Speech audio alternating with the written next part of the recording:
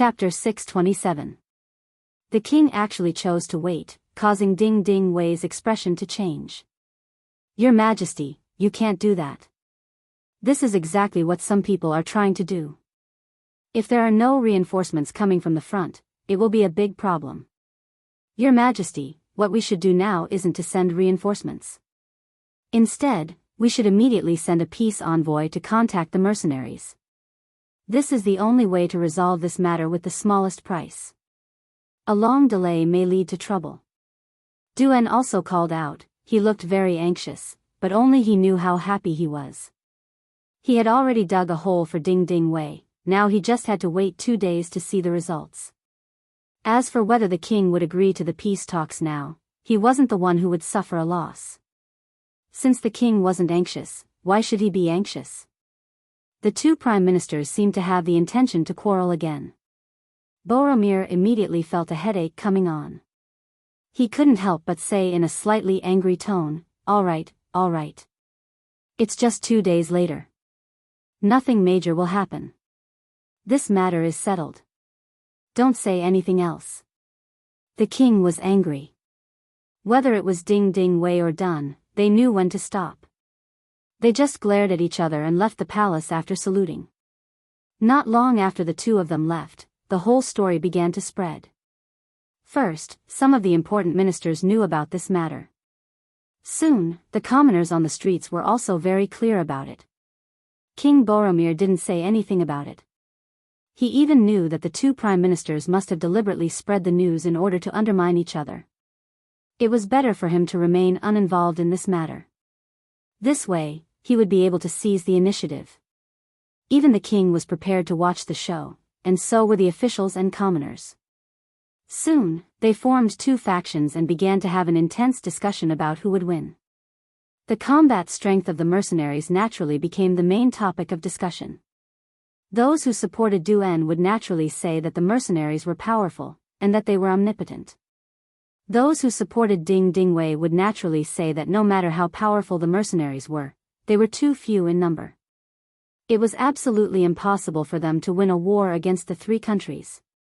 Duan's words were just to delay the reinforcements to support the front line. It was just to tear down the left prime minister's platform. This kind of action that sacrificed the interests of the country for one's own personal reputation was really too despicable. If it could be proven that Duan was lying 2 days later, then he should be charged with the crime of harming the country. The people who supported both sides were still having an intense debate. There was no victory or defeat, but the mercenaries' reputation had already penetrated deep into the hearts of the commoners. This was especially true for the people who had escaped from Shangding City. Some of them had come to the capital, and through their mouths, they had described the mercenaries as incomparably terrifying. In the end, the mercenaries' reputation had been greatly increased. This was something that even Yunk had not expected. However, this was good news after all. Yunk quickly ordered his subordinates to spread all kinds of news about the mercenaries. For example, the commoners in Vietnam and Laos were living very well. With Yang Bao, once they obtained citizenship, they wouldn't be bullied anymore. If this news was spread during normal times, not only would it not be accepted, but it would also be criticized as a misconception. However, at this time, when the news was spread, not only did it attract a lot of attention, but it also attracted a lot of attention. The two sides were fighting, and for a while, there was no clear winner. Everyone was watching the show, but there were also people who were very depressed. For example, General Hun's Senator Hun Sen was still very strong. After losing Jujing City and becoming the general of the defeated army, he was escorted back to Golden Rim City. It was said that he was going to be punished. At this moment, his greedy behavior saved him. Because he was greedy for money, he became the child of wealth. As long as he had some influence in the imperial court and could speak, he would send people to give generous gifts to the officials. As a result, there were many people who spoke up for him. In the end, the left and right prime ministers spoke up together. The left prime minister Ding Ding Wei thought that at this time, although Hun Sen had some small problems, he could still fight. Moreover, killing a general before the war was not good for the morale of the army, so he spoke up for him. The right Prime Minister Duan was much simpler. He had received enough money, so he naturally stood up and said a few good words. The two prime ministers had the same opinion, which was a very rare thing.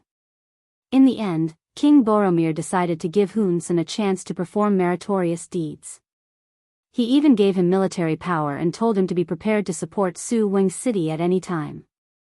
But now, the two prime ministers had different opinions and couldn't decide who was better.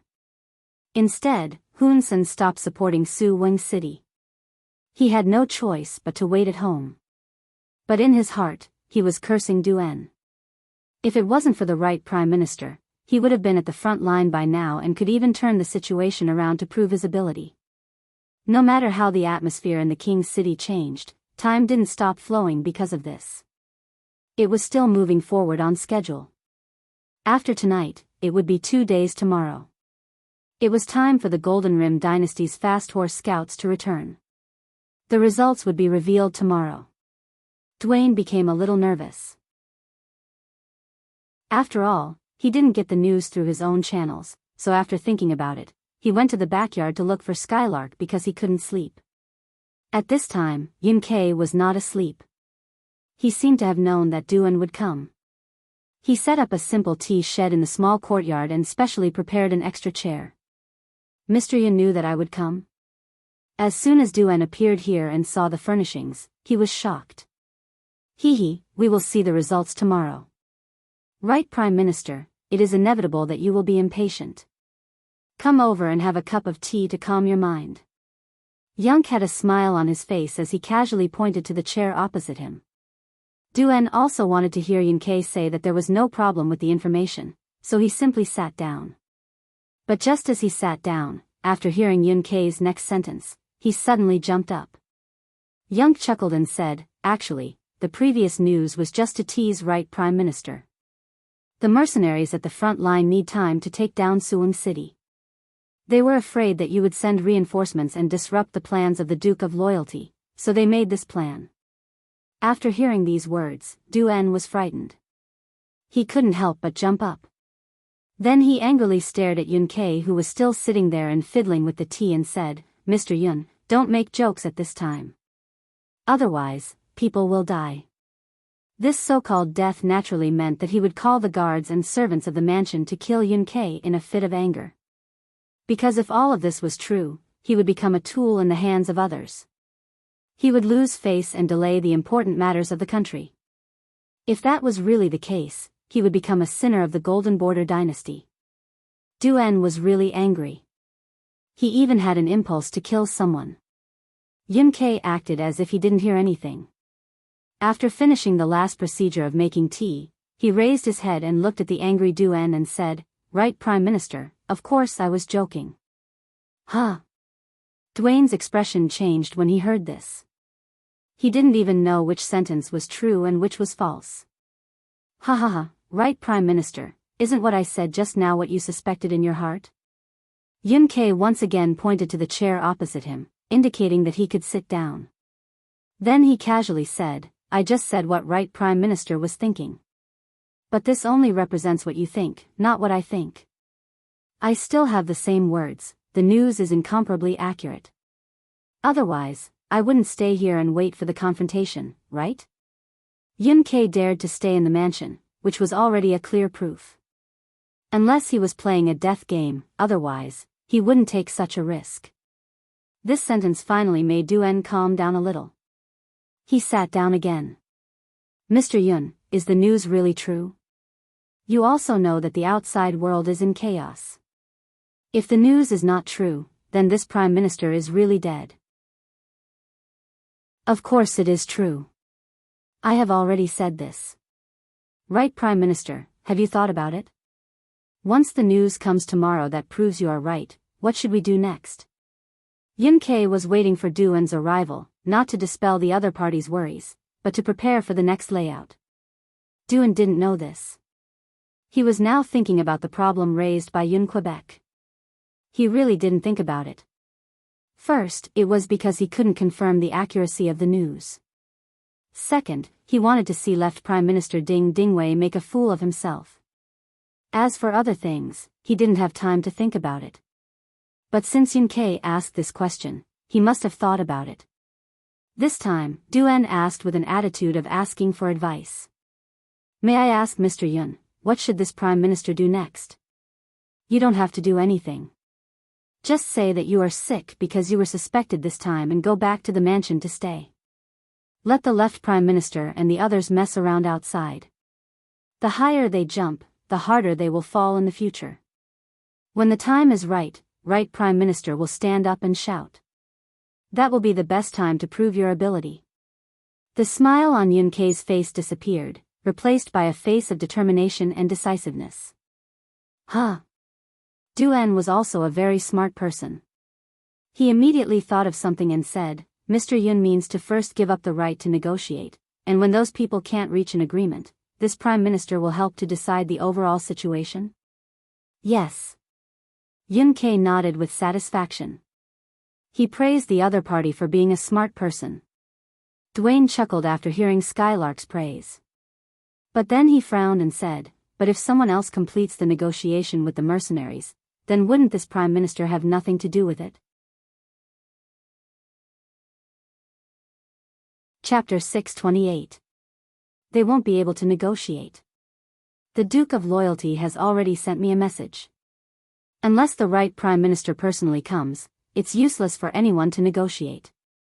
Skylark said this with an incomparably confident tone as he smiled and looked at Dun, who was sitting opposite him.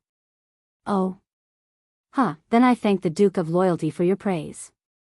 Come, let me propose a toast to Mr. Yun. I wish us a happy cooperation. Dun laughed as his worries were swept away.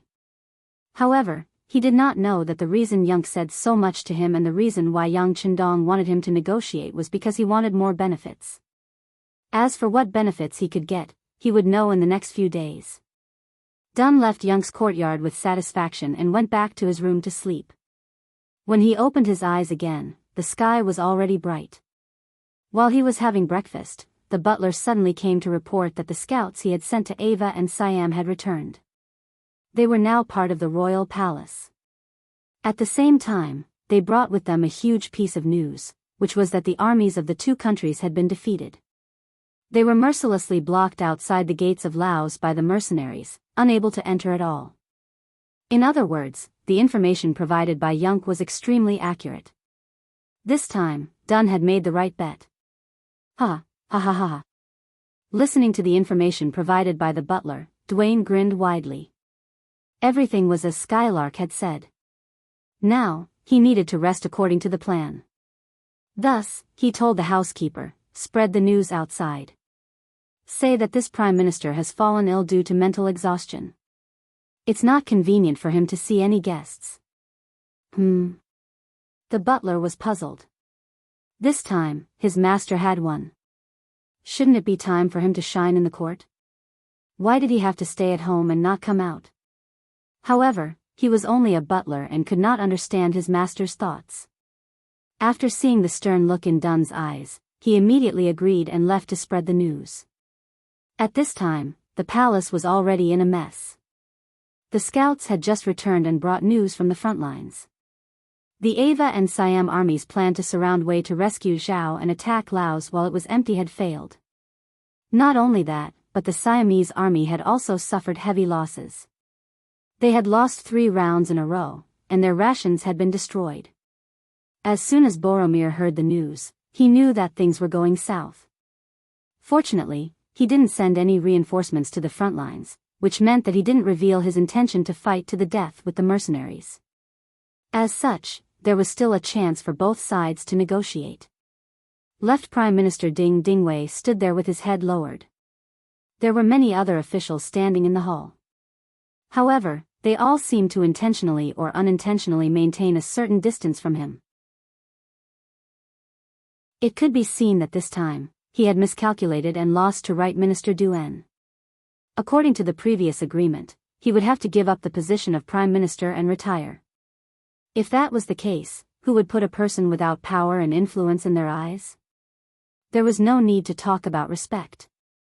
As if sensing the questioning gazes of the crowd, Ding Dingwei clenched his teeth. He suddenly cupped his fists and bowed to Boromir. Your Majesty, this subject has lost. This subject will immediately resign as the left prime minister. One day later, this subject will pack up and leave the capital. What are you doing? Did this king allow you to leave? It was just a joke. How can you take it seriously? I don't think the right prime minister will take it seriously. Oh right, why isn't the right prime minister here? Boromir was having a headache over the current situation, and Ding Ding Wei's resignation came. In such a chaotic situation, how could he agree to it? Since Boromir was the one who said that, even if Dwayne was here, he wouldn't be able to say anything, let alone when he wasn't here. When Boromir asked this question, everyone noticed that the right prime minister wasn't in the hall. Many of the officials started whispering to each other. Some of them even thought that the right prime minister was using this opportunity to raise his own status. Just wait, he will definitely appear in a moment, and then he will stand here with the attitude of a victor and judge the world. More than one person had the same thought. Just as they thought that Dwayne was going to make a grand entrance, a eunuch quietly walked up to Boromir and whispered something into his ear. Oh. Is there such a thing? Is the right prime minister really ill? Boromir turned his head after hearing the eunuch's words and asked with a look of surprise. When he received the news from the scouts, he wanted to give Duen some praise or even substantial benefits. After all, this time, Duen didn't immediately send reinforcements. This was equivalent to creating a buffer zone with the mercenaries. It was equivalent to saving the Golden Border dynasty and not pushing them into a hopeless situation. But he didn't expect that at such a critical time, Duen would fall ill. This was too much of a coincidence. At least, he didn't believe it. The eunuch we sent to bring him into the palace replied that the right prime minister's face was ugly. His whole body was trembling and he was lying in bed. It seems that he is really ill. But in order to find out the truth, we have sent the imperial physician to the right prime minister's residence. I think there will be news soon. The old eunuch replied respectfully. Good, inform this king as soon as there is news. Boromir nodded. This time, whether Duen was really ill or not, he wouldn't punish him. It was understandable. After all, wasn't it human nature for people to vent their grievances after being wronged? But this time, Boromir still underestimated Duen's determination. This was a person who could be ruthless to his enemies, but even more ruthless to himself. In order to make it seem like he was really sick, he actually asked the housekeeper to get some ice from the cellar. Then, he turned it into ice water and poured it on his body. In this way, he really caught a cold. His whole body was cold and he fell ill. The scout's return had confirmed that what Yunk said was true. Since that was the case, what harm was there in trusting him again? He just hoped that the next development would be as Yunk said. Otherwise, it would be a waste to get sick this time. The imperial physician came and found that Duen had indeed caught a cold. The imperial physician immediately prescribed medicine and then returned to the palace to report. What? He is really ill? After the old eunuch said the news, King Boromir was shocked. It seemed that the right prime minister was really under a lot of pressure this time. Of course, this was just a passing thought. After ordering the old eunuch to send the imperial physician to see the right prime minister, he put his thoughts on the court. He didn't make a decision just now because he had been waiting for the right prime minister to come. Since he couldn't come, the matter of the peace talks could only be handed over to someone else. Although it was someone else, there weren't many people who could really choose. How powerful was the mercenary army? The position of the person sent to negotiate was too low. How could he talk to them on equal terms? Wouldn't it be shameful if the person sent couldn't even see the face of the king? After thinking about it, Boromir still chose the left prime minister, Ding Ding Wei. The left prime minister also wanted to use this opportunity to repay the king's kindness. Of course, he didn't hesitate to agree. After only 2 hours, Ding Ding Wei, who had made some preparations, left Golden Rim City and went straight to Suing City. The reason why he was in such a hurry was naturally because he knew that speed was the most important thing in war. Now that the two allies had lost the war, if the Golden Rim dynasty didn't make a move, Who knew if the other side would gather all the troops to attack the Golden Rim dynasty in anger? Once they made this decision, it would be even more difficult to negotiate with them. The carriage sped along the way. Who knew how many horses were changed on the road? Normally, it would take 5 or 6 days to reach Suwing City, but Ding Ding Wei only took 3 days. As soon as he arrived, he sent people to the mercenary camp outside the city to express the Golden Rim dynasty's intention to negotiate and stop the war. At this moment, Suwing City was already full of holes. These days, the mercenary army's cannons didn't stop firing. It was unknown when a powerful shell would fall, and every time it fell, it would cause a lot of damage in the city. It was normal for people to die and houses to be destroyed. For this reason, most of the people in the city had been evacuated, leaving only the soldiers. They didn't dare to leave without orders. They were on tenterhooks every day, fearing that the next shell would fall on their heads. General De En personally came out to meet Ding Ding Wei. As soon as they met, the general began to complain. He also said that he had made countless requests to the king's city, either to send reinforcements or to prepare for peace talks. Why didn't there a response until now, etc. Facing Den's aggrieved face, Ding Ding Wei asked with a displeased face, "You generals are always thinking of asking His Majesty for help when something happens. Why didn't you try to fight the mercenaries? If you could win, would you still need to suffer these grievances?" "Hey! Left Prime Minister, it's easy for you to say that." Hearing this, Den was a little angry. He was the general of the dynasty and belonged to the existence of the military leader. There was no need to talk about his authority. Although Ding Ding Wei was the left prime minister, in reality, he wasn't much stronger than him. Not to mention, it was now a time of war, and the status of soldiers was greatly increased. How could he be afraid of the other party? "Left Prime Minister, how could you not know that we didn't try to launch a counterattack? But the mercenaries have continuous fire guns that can take people's lives from hundreds of feet away. Our bows and arrows only have a range of 300 feet. How can we fight them? This general has ordered 2 attacks, but we didn't even see a single person and suffered heavy casualties. How can we fight such a battle? Left Prime Minister, please teach me." "Of course, if Left Prime Minister is willing to personally lead the army, then I will give you a good set of armor." How about it? Asking a civil official to go to the battlefield to fight was clearly nonsense. How could Ding Ding Wei answer?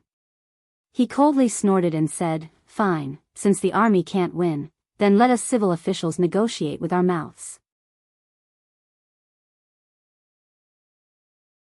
Chapter 629. All right. De En nodded, as if this was how it should be. This scene infuriated Ding Ding Wei greatly. In the past, when there was a war, it was always the generals who were in charge of the war, and the civil officials who were in charge of the peace. But now, as soon as Dagon heard that they were going to negotiate, he agreed without hesitation. From this, it could be seen that they were really outnumbered by the mercenaries. If that was the case, wouldn't it mean that this time's negotiation wouldn't go smoothly?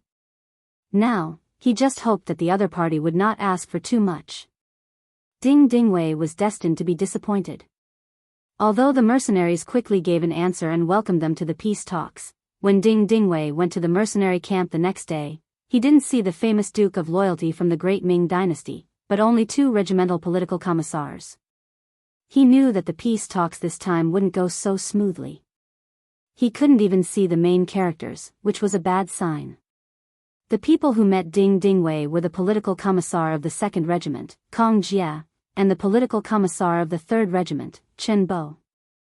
This was also Yang Chendong's intention to train these people's political skills. Of course, the 2 of them were prepared when they came. That was, Chen Bo would play the good cop, and Kong Jia would play the bad cop.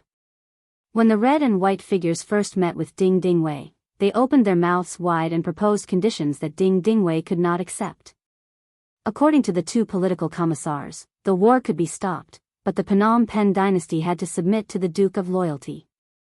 At the same time, the entire Phnom Penh dynasty had to be divided into provinces like Vietnam and Laos. King Boromir had to leave the palace and be taken to a mysterious place according to the mercenaries.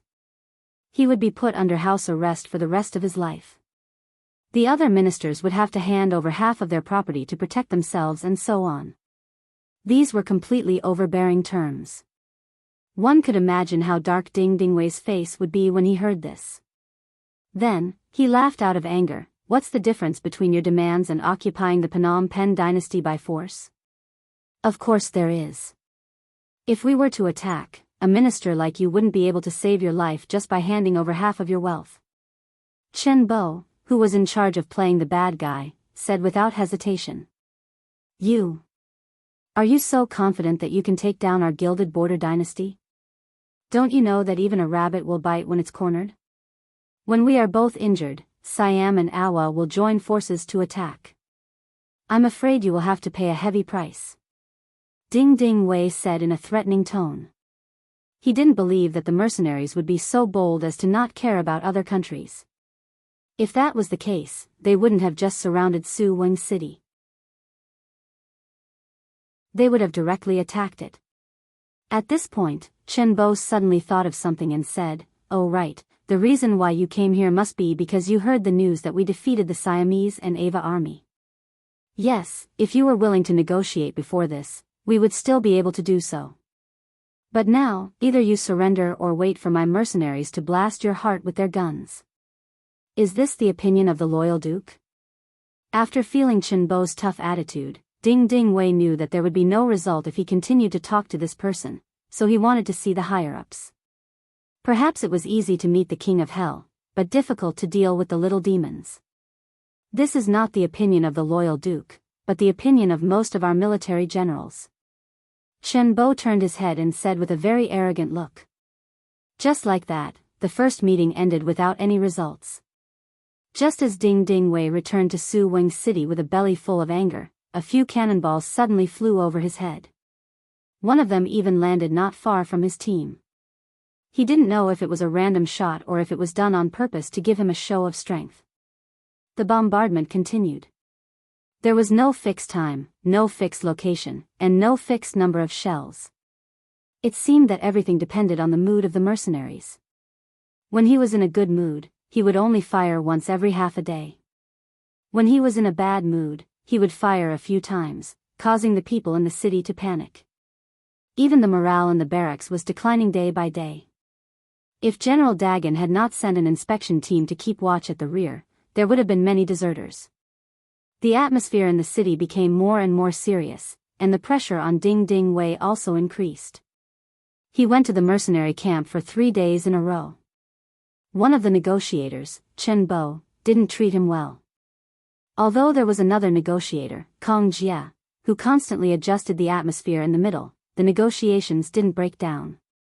The content didn't change much.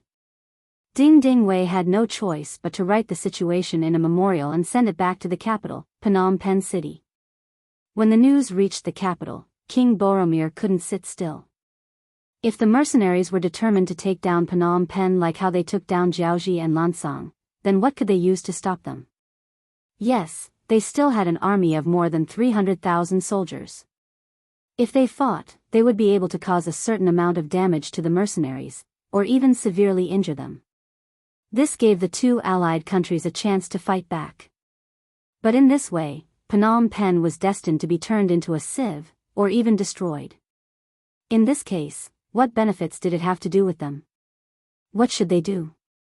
Boromir, who was cursing Siam and Awa in his heart, could only think of a solution. Fortunately, there was good news at this time. The old eunuch beside him said that the right Prime Minister, Dun, had recovered. Although he wasn't as healthy as before, as long as he didn't do strenuous exercise, he wouldn't have any problems doing ordinary work. Quick, summon the right Prime Minister. When he heard the news, Boromir was like a person walking in the darkness who saw the light of dawn, and he shouted excitedly. Dun's illness was indeed cured. It was originally a self-inflicted cold. Because it was treated in time, it looked more serious 2 days ago. Now, he had been recuperating for more than a week.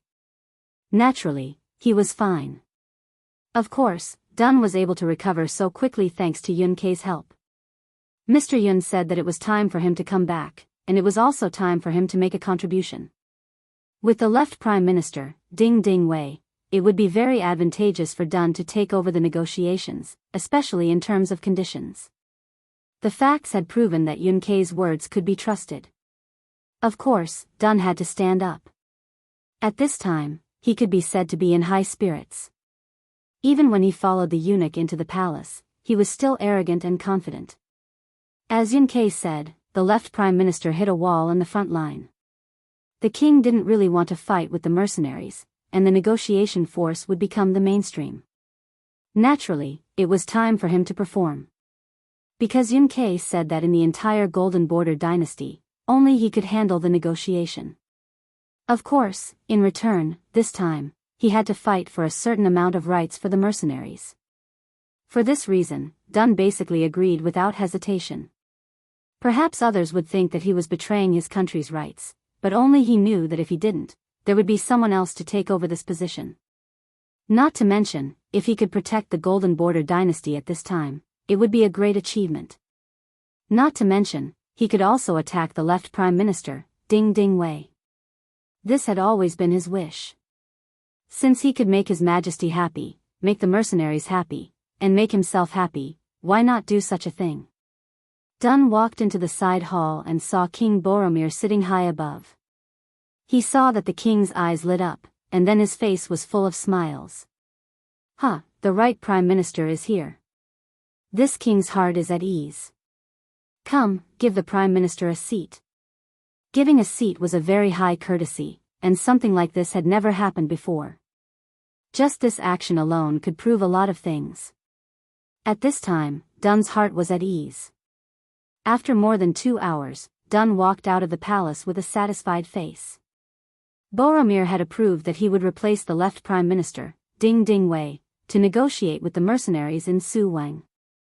Not only that, the king even told Dun the bottom line. As long as he followed the bottom line, he would have more freedom to play.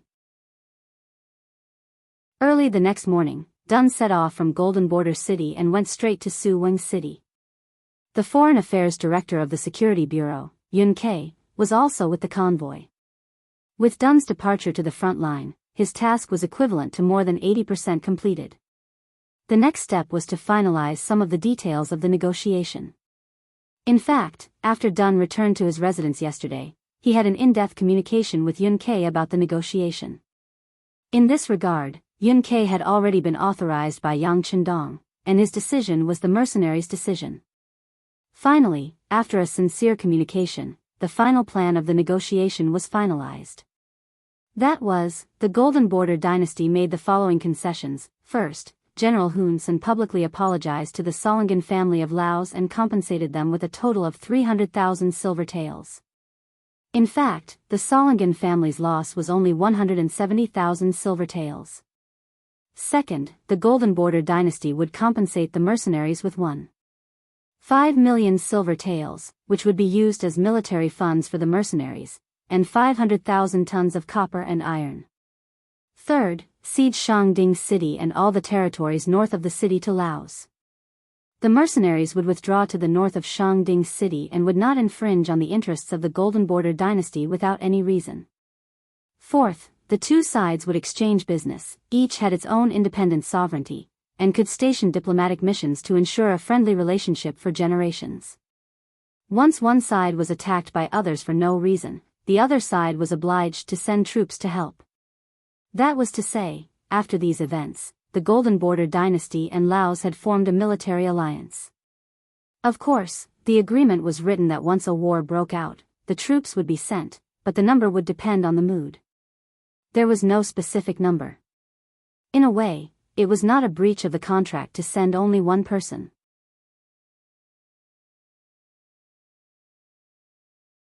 Chapter 630. The above was the general content of the negotiation. Although there were some other details, they were all carried out around these 4 major points. The agreement was reached 3 days after Right Ding Dun arrived at Su Wengcheng. When the news was sent back to Phnom Penh City, King Boromir heaved a sigh of relief. Although they suffered a lot of losses, they managed to stop the mercenary army. In a way, this was the first time a country or region managed to stop the mercenary army. Boromir was very proud of this. Of course, because of Boromir's compromise, it attracted the dissatisfaction of Siam and Ava. But in this regard, Phnom Penh dynasty did not say anything. Who asked these two countries to withdraw their troops so early? They even wanted to laugh at Phnom Penh dynasty. After this incident, Phnom Penh dynasty also saw their own shortcomings. No matter who had it, it was better to have it themselves. No matter who was strong, they were not as strong as themselves. They decided to put all their efforts into developing their military. Recruiting, training, and training soldiers had become something they urgently needed to do. Previously, because they had compensated the mercenaries, now they needed more money to train their soldiers. All of a sudden, all kinds of taxes began to increase, and some even doubled. In some places, the taxes were collected 3 years later, or even 5 years later.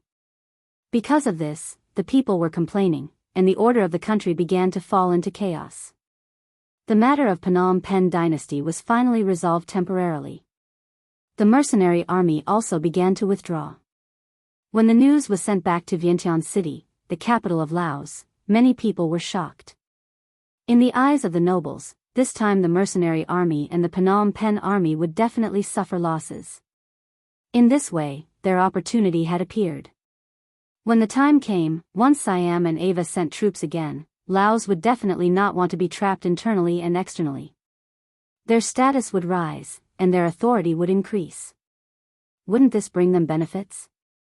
But now, the mercenary army had stopped. Were they still the powerful mercenary army that destroyed a country? If this was the case, where would their development opportunity lie? More importantly, this time, the mercenaries had stood up for the Solingans. Naturally, they would receive the support of the domestic business groups. Their position would be more stable. Would they have a chance to rise again? In the eyes of the merchants and commoners, the conclusion that they came to was completely different from the nobles. The mercenaries had won the battle, and for the first time, the enemy general had apologized to the merchants on their side. This was something that seemed impossible to happen. Didn't this mean that the mercenaries' position had been recognized and respected by everyone? As the governor of Lao province, Wuxia Xianxia had said that as long as you became a legal citizen of Lao province, no matter where you were, no matter what happened, as long as you encountered any difficulties or injustice, the provincial government would stand up for you, solving the difficulties and finding justice at the same time.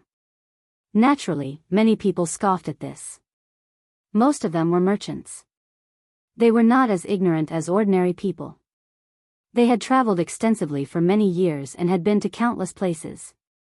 Naturally, their horizons were not something that ordinary people could compare to.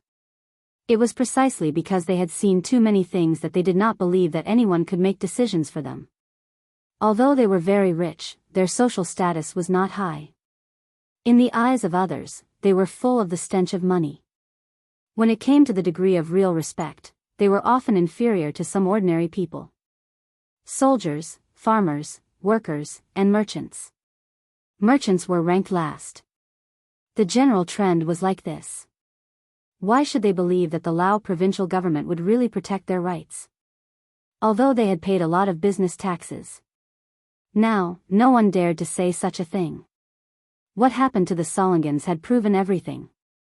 Not only did General Hun Sen of the Phnom Penh dynasty personally apologize and pay compensation, but he also invited the Solingans to do business in the Phnom Penh dynasty. They bowed their heads, paid compensation, and even took the initiative to invite them. Did this not prove the status of merchants? As the patriarch of the Solingans, Nong Si was very proud of himself.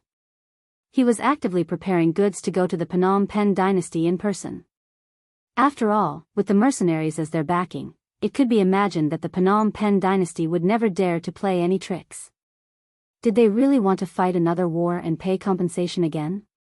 Soa Langan was not the only merchant family in Laos. There were many other businesses that were not weaker than them, and some were even stronger than them. They all saw the opportunity and began to contact Governor Wan, creating all kinds of opportunities to get along and meet.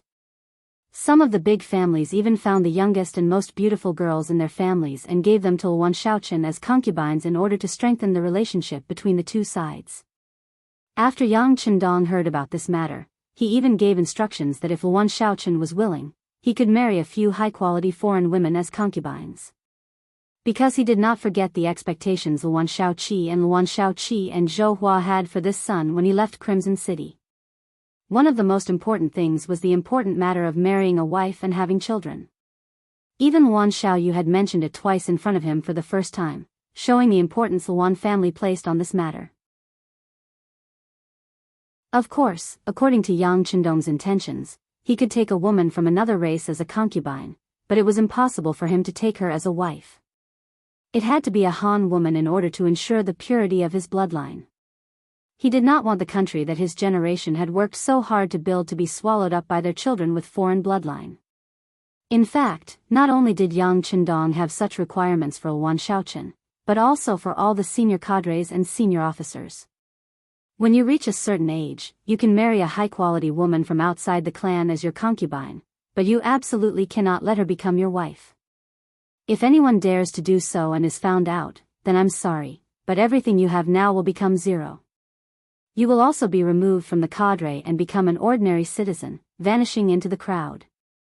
Since Yang Qindong had spoken, the business groups paid more attention to this matter. Luan Shaoqin also had an extra job, which was to go back and forth between the various big families after work. It was to get closer to them, and at the same time, to arrange blind dates. Not to mention, there was really a lucky woman that he took a fancy to and married as a concubine. With the previous example, the other merchant families were even more enthusiastic about this matter. Invitations for Luan Shaoqin to attend banquets were placed all over the office desk. The reason why the merchants were so crazy was naturally because of the benefits. Compared to the ordinary people, their gratitude was much purer. This was especially so when Yang Bao published a series of punishments for this matter, using the World Knowledge Tea House to make it known to everyone. Regardless of whether it was the elderly of 70 years old or the children of 3 years old, they all knew about this matter. They knew that as citizens of Lao Province, they had more security when they went out, and they could receive the respect of others from the bottom of their hearts. This was something that they did not even dare to think about before. Lao Province had led them to do it. In order to express their gratitude, the ordinary people could only lower their heads and work hard. Those of suitable age naturally chose to join the military to ensure that the fruits of their labor would not be stolen by others. They were just this kind of people. If someone treated them well, they would treat that person well. This was the will of the people. After this matter, the hearts of the people started to submit. After Luan Shaoqin gave out the various government orders, they were always quickly implemented and Lao Province entered a period of rapid development. When Yang Qindong brought the main force of the mercenaries back to Wanshang City, he saw this scene of prosperity, which made him very happy. In order to create enough space and environment for Lao Province and Vietnam Province to develop, he also sent messengers to Siam and Ava to discuss cooperation. There were no eternal enemies, only eternal benefits. Business alliances could strengthen each other. Since this was the case, why did they have to fight? Even the powerful mercenaries were willing to put down their weapons. They naturally went with the flow and agreed to a temporary peace. However, everyone knew that there would be a war between them sooner or later. Now was the time to develop and strengthen themselves. After dealing with the external threats, there was no problem with the internal integration. At this time, Yang Qindong was also about to leave Lao Province. The Security Bureau was now sending a telegram every day, reporting the situation between Northern Ming and Walla. There had already begun a small-scale skirmish between the armies. If it continued to develop like this and there was no one to control it, it was likely that the war would be unstoppable. Since this was the case, Yang Qindong would definitely want to take a share of the profits. In addition, because their foundation was not strong enough, Lao Province could not meet the requirements for expansion in a short period of time. There was no point in staying here, so his departure was inevitable. Yang Qindong decided to leave. The first to leave was the main force led by Commander Leng Song. Xiqian City could not be without a strong military force, so someone had to go back and defend it. After they left, the sixth young master also decided on the people he would bring with him when he left. It was Leng Feng Wuxing's 3rd Regiment, as well as 6 auxiliary battalions who had experienced hundreds of battles and already possessed decent battle strength. As long as they were trained a little more, they would definitely become the Leng Feng in the future. The ones left behind were Luo Po's 2nd Regiment, which was responsible for the security of Lao Province and Vietnam. Yang Chendong had basically agreed to expand Luo Po's 2nd Regiment into the 2nd Division of the Leng Feng. The selection and assessment of personnel had to be carried out in Chichen City. He could not be careless about the background check. The Leng Feng was his most elite force, so there would definitely be a situation that he could not control. If that was the case, he would rather not expand.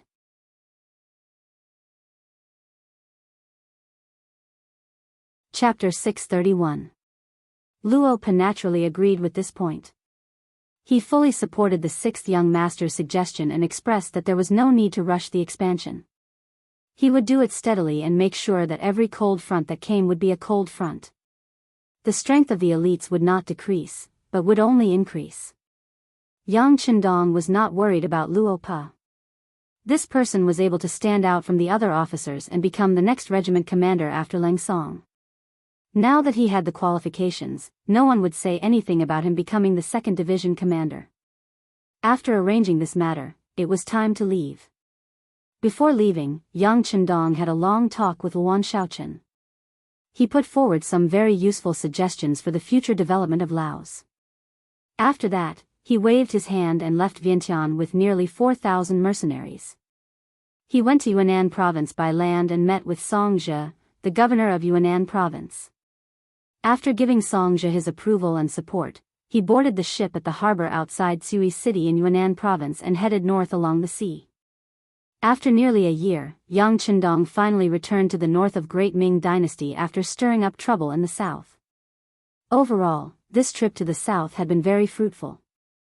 Invited by the southern Ming Dynasty, he first quelled the rebellion of the Yellow Bandits, then destroyed Jiaoji and Lansang, and established 2 provinces, Vietnam and Laos. He dealt a big blow to the Phnom Penh dynasty, flexed his muscles, and obtained a period of peace. Finally, he was going to return to the north. Standing on the deck of the naval warship, Yang Chendong looked ahead and planned every step in his heart. This time, he did not intend to enter Baiming's capital, Beiping City, when he returned to the north. His current identity was a little too sensitive. If he were to return now, it was very likely that it would cause unrest in the imperial court of the northern Ming dynasty. It was even possible that they would develop a strong sense of fear and give up on the battle with Wala. This was not the result he wanted. When he went to the south before, it was because he could not see any hope of expansion in the north. But even if the south was temporarily unable to expand, how could he possibly step in to stop a war that was about to break out in the north? The more intense the fight, the more he could fish in troubled waters and unknowingly develop and strengthen himself. Besides, the environment in the north this time was much better than the one in the south. When he went to the south, he was really in the dark and had to take things one step at a time. But now that he was in the north, he at least had a certain foundation. For example, the company commander of the Windchaser cavalry that he had sent to the grasslands 2 years ago had grown to a certain scale after a period of growth. Even in Baiming's Newer Gandusi region, he had become a top figure. This time, Yang Chendong wanted to meet up with Windchaser. Presumably, with his support and participation, Windchaser's team would expand in a very short period of time and become a powerful force to enter the northern grasslands. The military ship headed north. The speed of the ship, which had been converted to steam power, was much faster. In just 5 days, they had traveled thousands of kilometers through the Korean Strait and arrived at a place called Haisheng. Haisheng was Vladivostok, which was occupied by Russia in the future. To the north was the Shuangqing Guards and to the south was the Malian Guards. It belonged to the Great Ming's Newer Gandusi. The Newer Gandusi was a local military organization set up by the Great Ming government in Heilongjiang, Asu River, today's Wasuli River, Songhua River, and Nayan River, today's Nan River. During Hongwu's reign, most of the Yuan dynasty officials in the newer Gandusi region surrendered to the Ming government. In the 9th year of Yongle, 1411, the newer Gandusi was officially set up. It was the highest administrative organization in Heilongjiang and Wuxia River.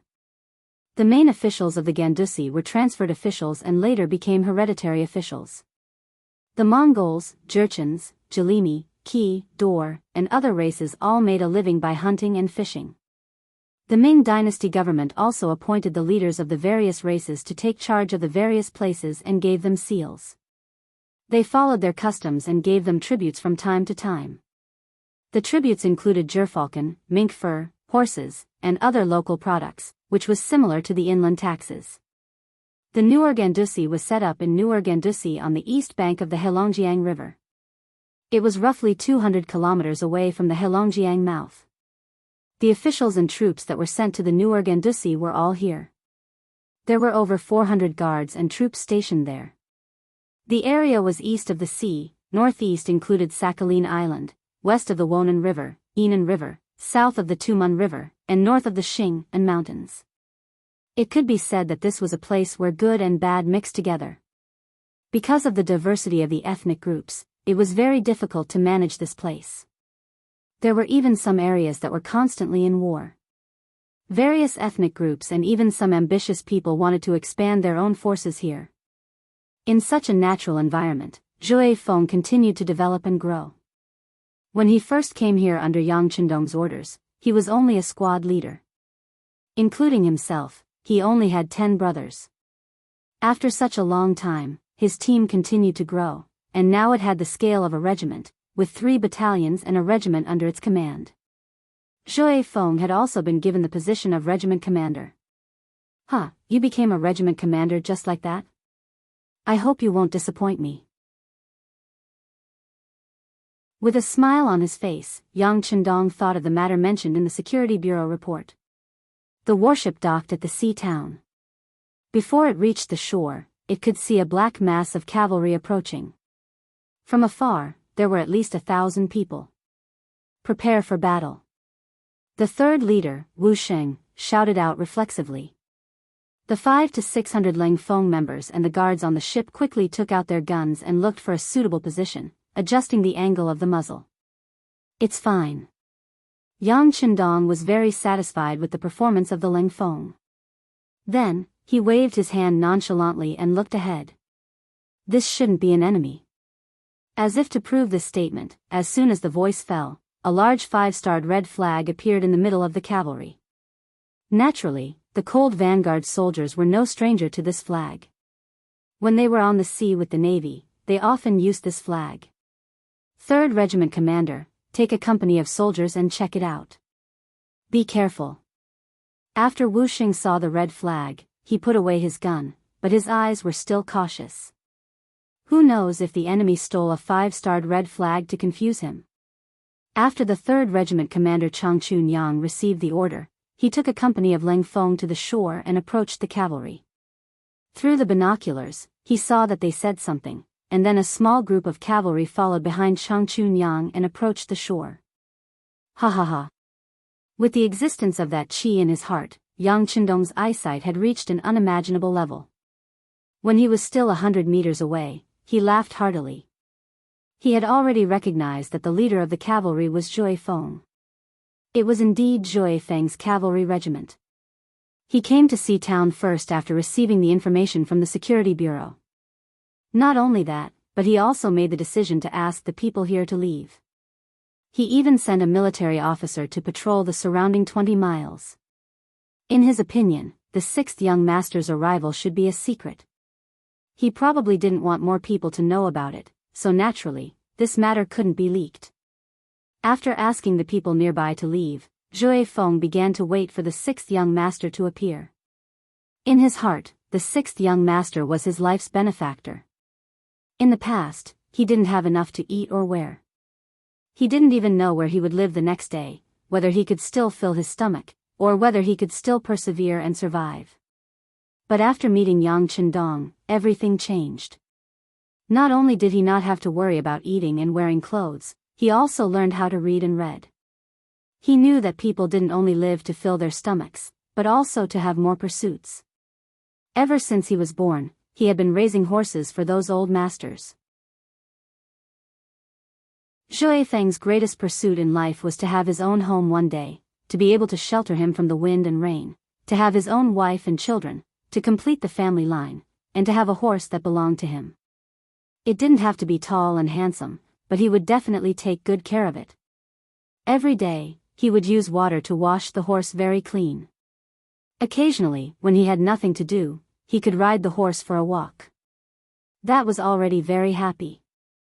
But these thoughts could only be wishes, and he could only think about them in his heart.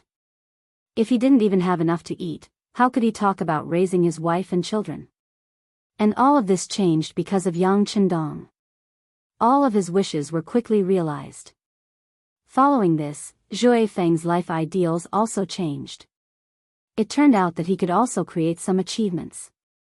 Not only did he bring glory to his ancestors, he didn't even know who his parents were. But at least he could let his children have a better life in the future, and not have to worry about food and clothing. Under Yang Chendong's guidance, he was fortunate enough to become Zhui Feng of the Cold Front, and his life changed. Because he knew horses and was good at training them, and his military skills were good, he finally became the squad leader of the Cold Front. He was sent to the north, where most of the terrain was plains. This completely changed his life, and gave him the space to display his talents. Today, he was no longer a youth who had to worry about his stuttering. He was already the commander of an army that commanded more than 1,000 people. But no matter what his identity had changed, when he knew that the sixth young master was coming, he was still very excited. At this moment, he followed behind the Spring Sun Camp commander, and his heart beat a lot faster. He didn't even know what to say when he saw the sixth young master. Before the situation became clear, the warship only threw down a plank to disembark, and didn't completely reach the shore. Zhui Feng walked up the plank to the deck of the warship, and stood in front of Yang Chendong. "Greetings, sixth young master." Almost instinctively, Zhui Feng stood at attention and saluted, showing a sense of competence.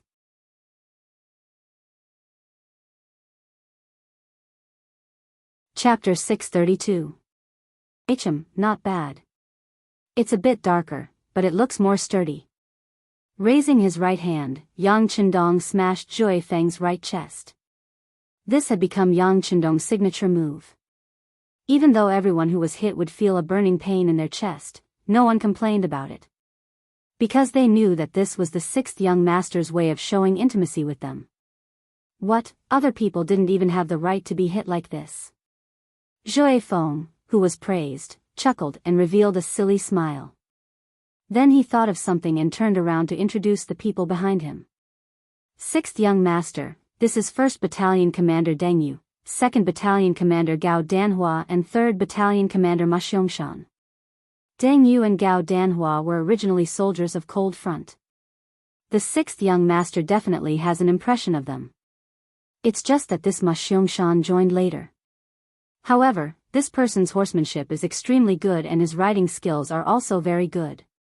He is also very good at commanding troops in battle, so he was promoted to the position of 3rd Battalion Commander.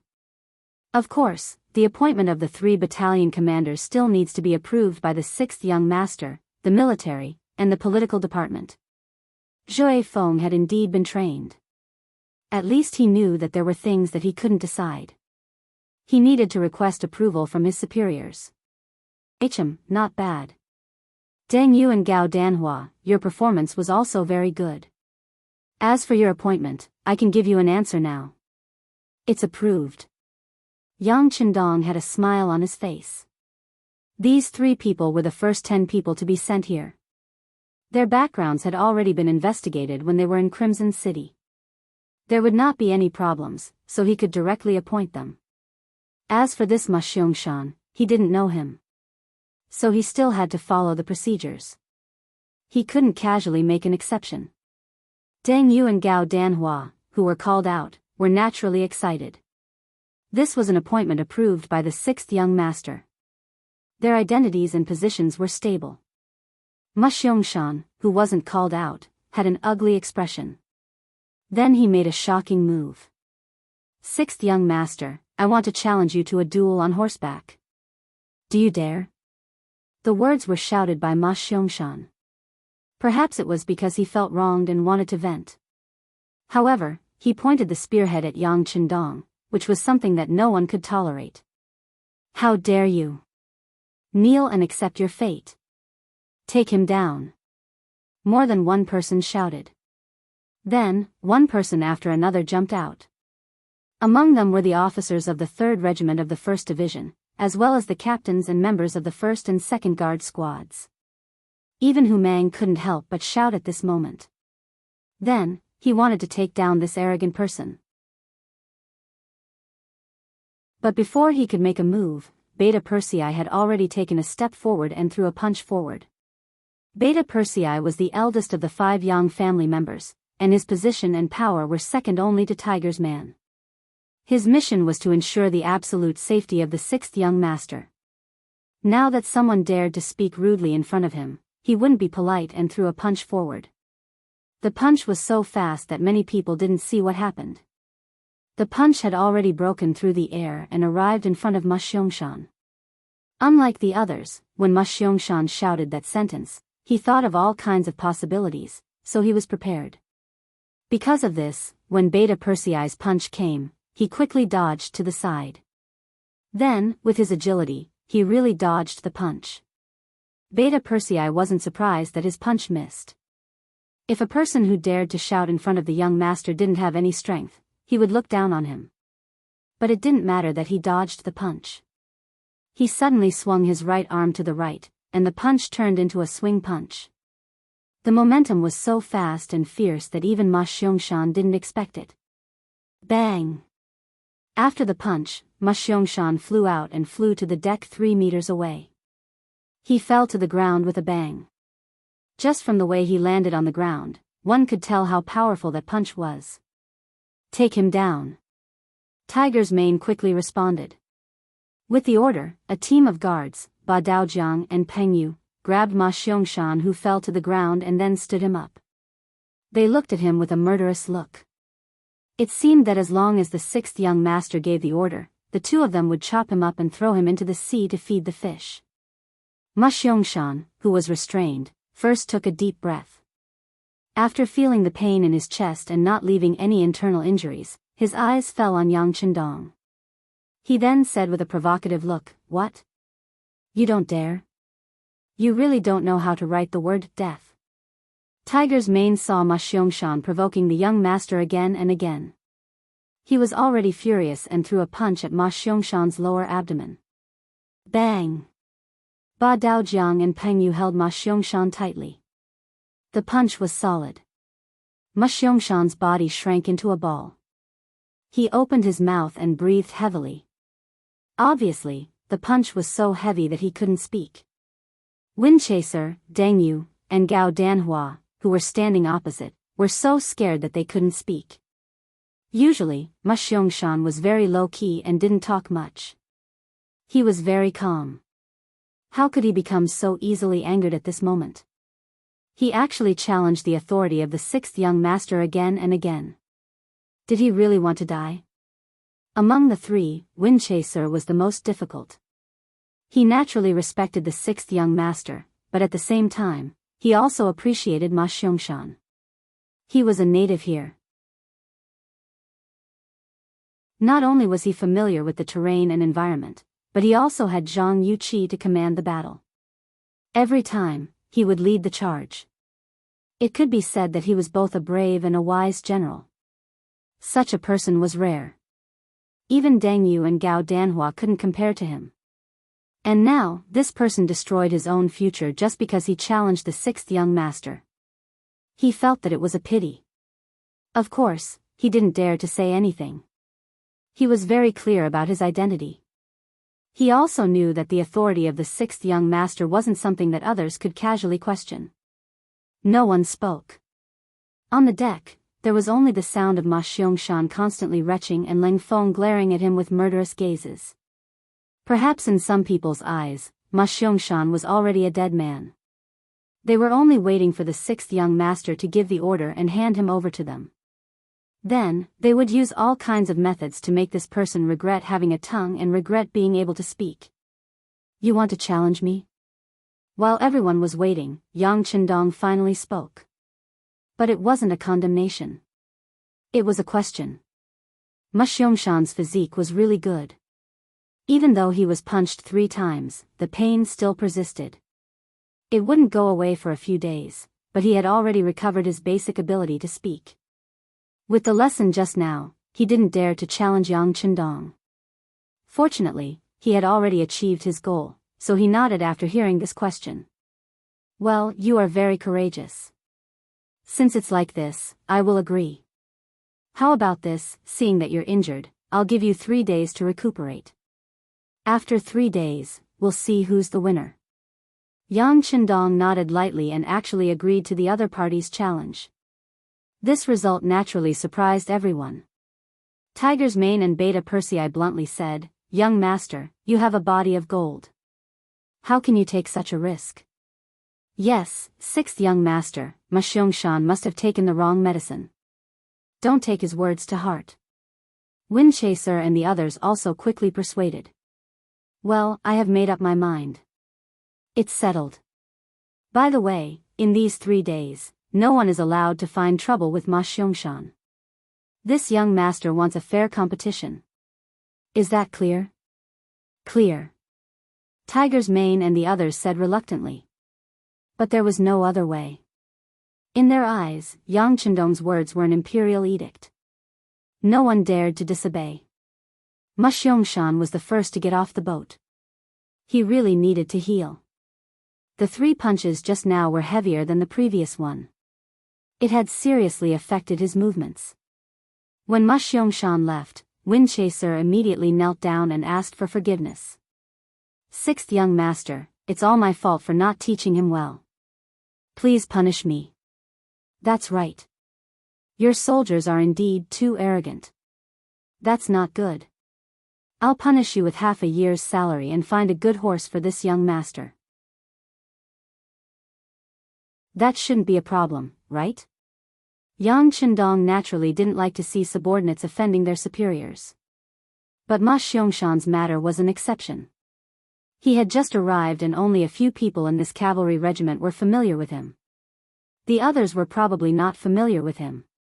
If he wanted to lead them, it would be very difficult if he didn't show a certain amount of strength. Since that was the case, he decided to use this opportunity to tell the cavalrymen how powerful the person they were following was. It was only a penalty of half a year's salary. This was nothing to Zhui Feng, who was alone. But he was curious about why the 6th young master was looking for a horse. Puzzled, he asked, 6th young master, what do you need a horse for? Of course it's for a competition. This young master has already agreed to Ma Xiangshan's request. I can't just stand on the ground and fight with him. Moreover, it's not just me. The other Langfeng soldiers and auxiliary soldiers also need war horses. Living here, how can one live without a horse? Yang Chendong spoke as if this was a matter of course. These words not only stunned Wind Chaser, but also Wu Sheng and the others behind him. 6th young master, we don't need it. We have bicycles to ride. Those things are very fast and we don't need to eat food. Isn't that better? Wu Sheng had never ridden a horse before. His soldiers also hadn't ridden a horse before. There was some resistance in his heart. Yes, 6th young master, you can live here without a horse. The various forces here also have infantrymen. This is very normal. Wind Chaser also explained. There was no other way.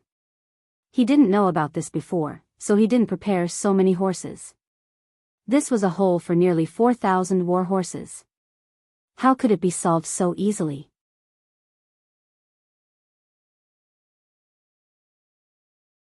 Chapter 633. Yang Chendong shook his head. I don't care what the other factions are like.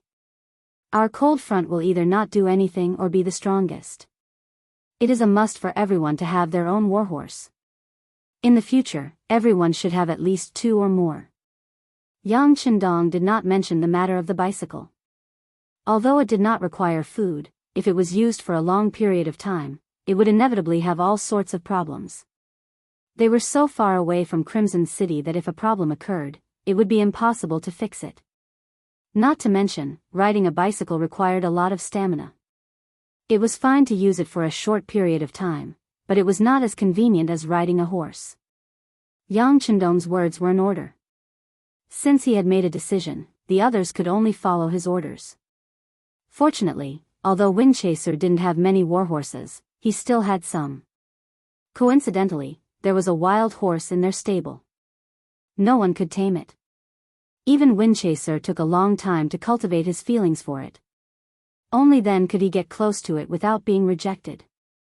However, that horse was really tall and muscular. At a glance, one could tell that it was a fine steed.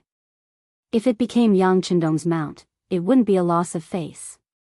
When Windchaser reported the situation to Yang Chendong, his interest was immediately piqued.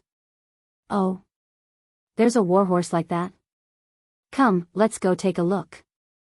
The warship had already reached the shore. The soldiers were all disembarking and unloading the supplies.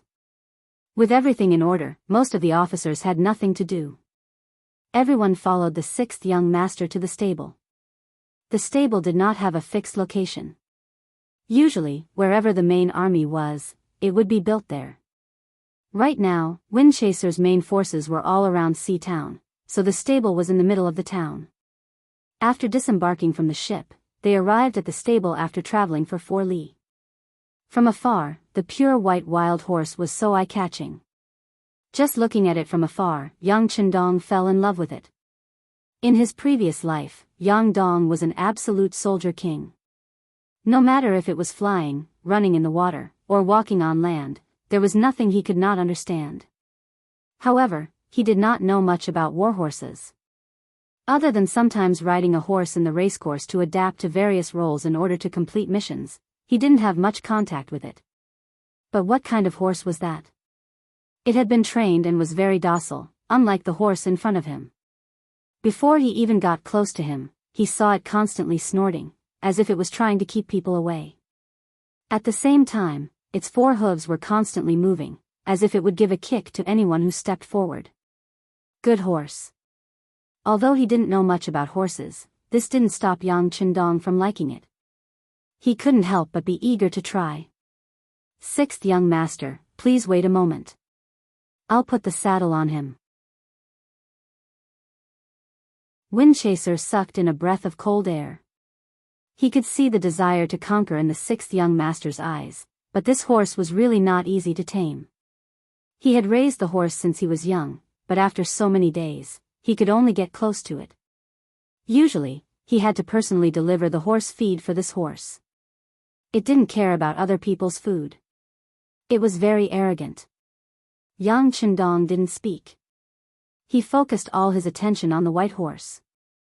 He began to imagine riding on it and galloping the earth. Windchaser took a saddle from one of his soldiers and began to approach slowly.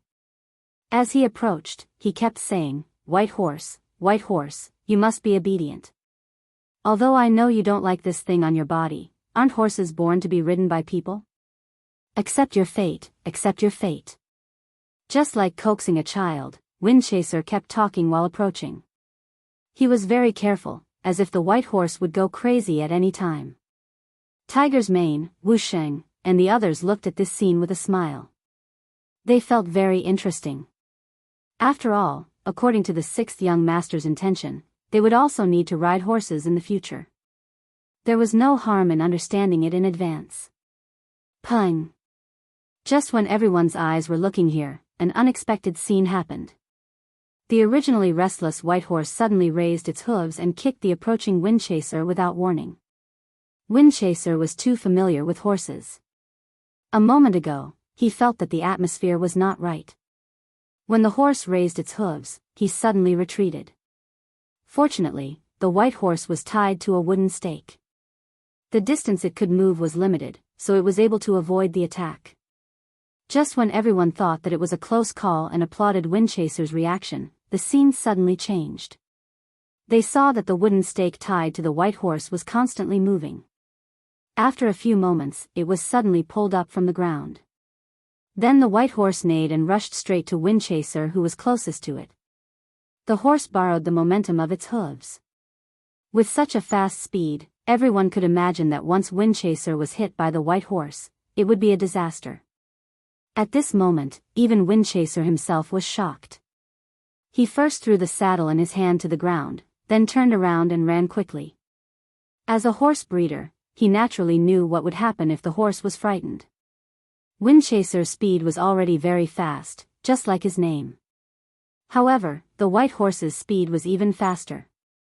It fully utilized the strength of its legs, and when its four hooves landed, it covered a distance of several meters. In just a breath, it had already arrived behind Windchaser.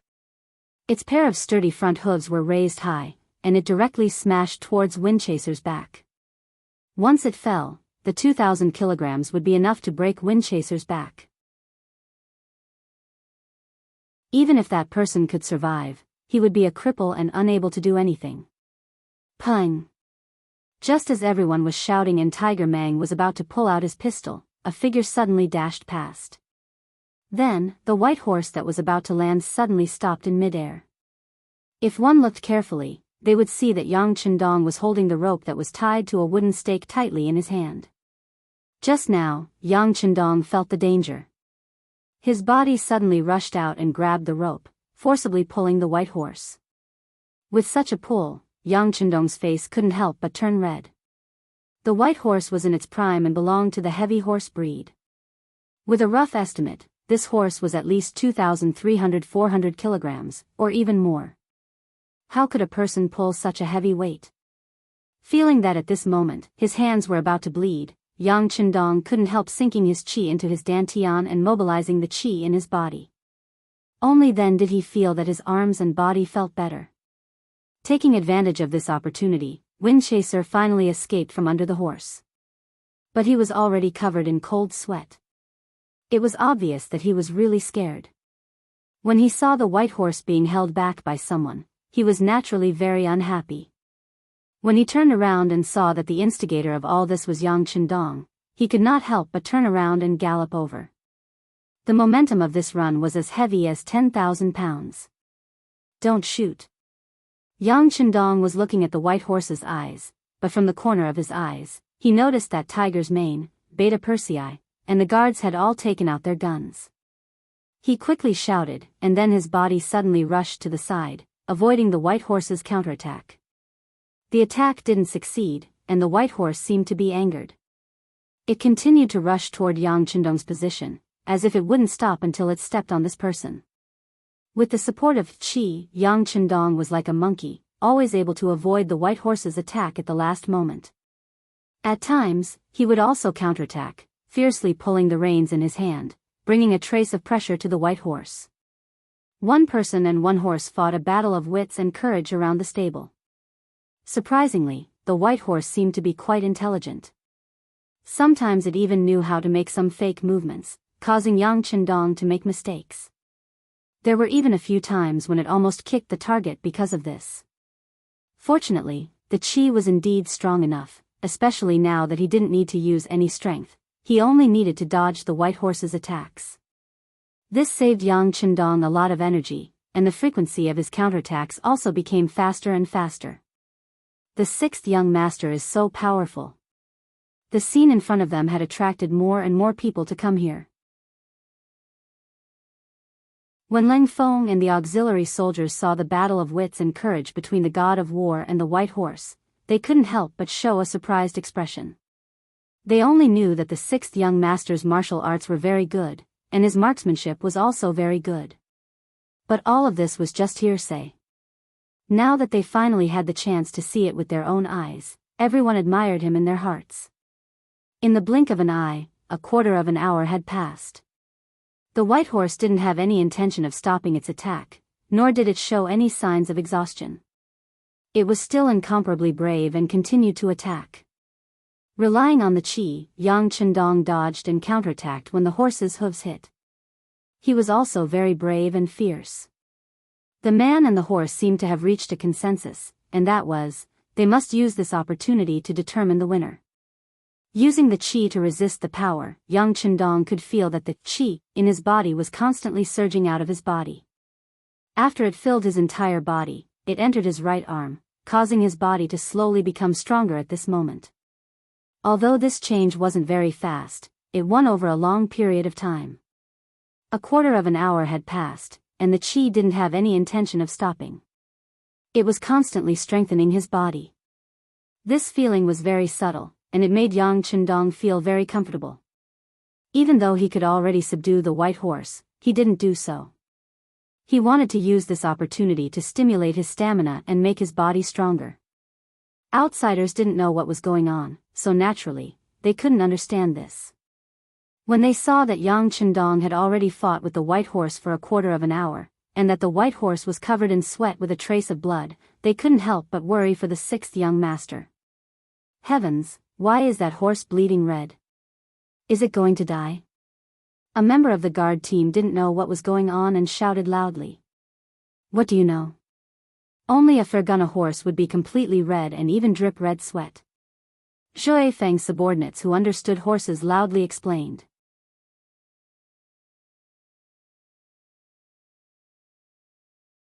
Chapter 634. Because of this answer, the others also turned their heads and looked at wind-chasing wolf. Obviously, this person's speech on the horse could be called an expert and made people trust him. Feeling everyone's eyes on him, wind-chasing wolf nodded without hesitation. Yes, there is such a saying. But usually, it is rare for a healthy horse to be red because of fatigue. As for the blood and sweat, it is only recorded in legends. Unexpectedly, this white horse is not red.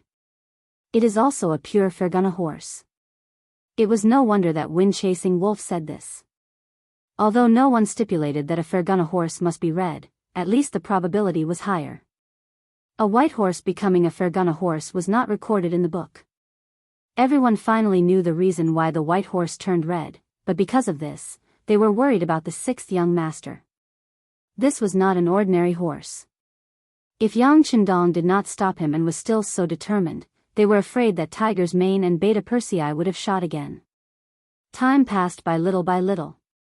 After half an hour, Yang Chendong could clearly feel that the qi in his body had stopped.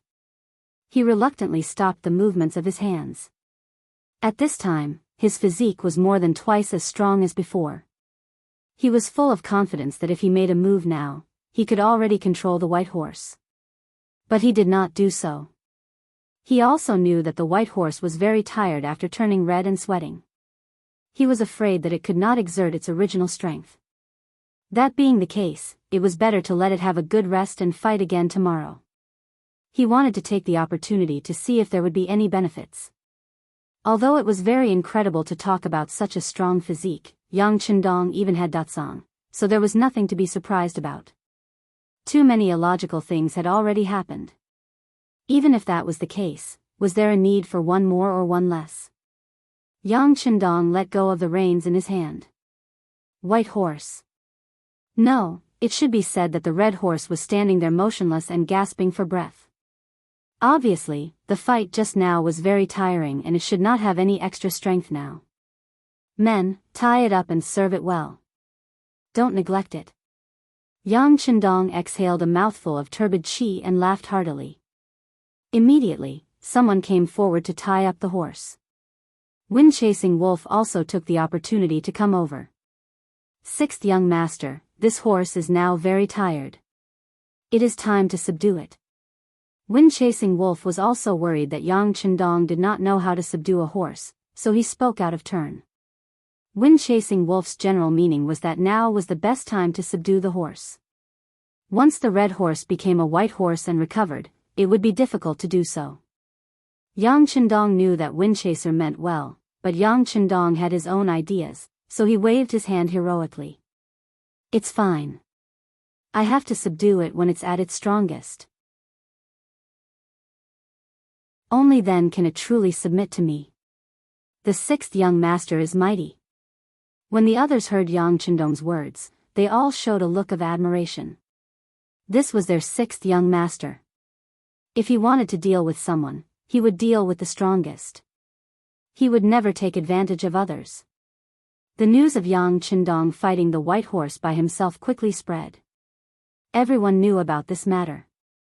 For a time, many people felt admiration for the sixth young master. In front of these men who killed people as if they were drinking water, if one wanted them to sincerely submit, prestige and status were not enough. One also needed to have great strength. Obviously, Yang Qindong now had this kind of strength. Of course, it was not all words of admiration. In fact, the sixth young master was also very tired after fighting with the white horse for half an hour. He had to pretend to be magnanimous and decided to fight again tomorrow. This kind of saying was not only said by one person, but it was not a hindrance. Many people would even say that people would get tired. To be able to fight with the white horse for half an hour without losing, and even win, who could do it?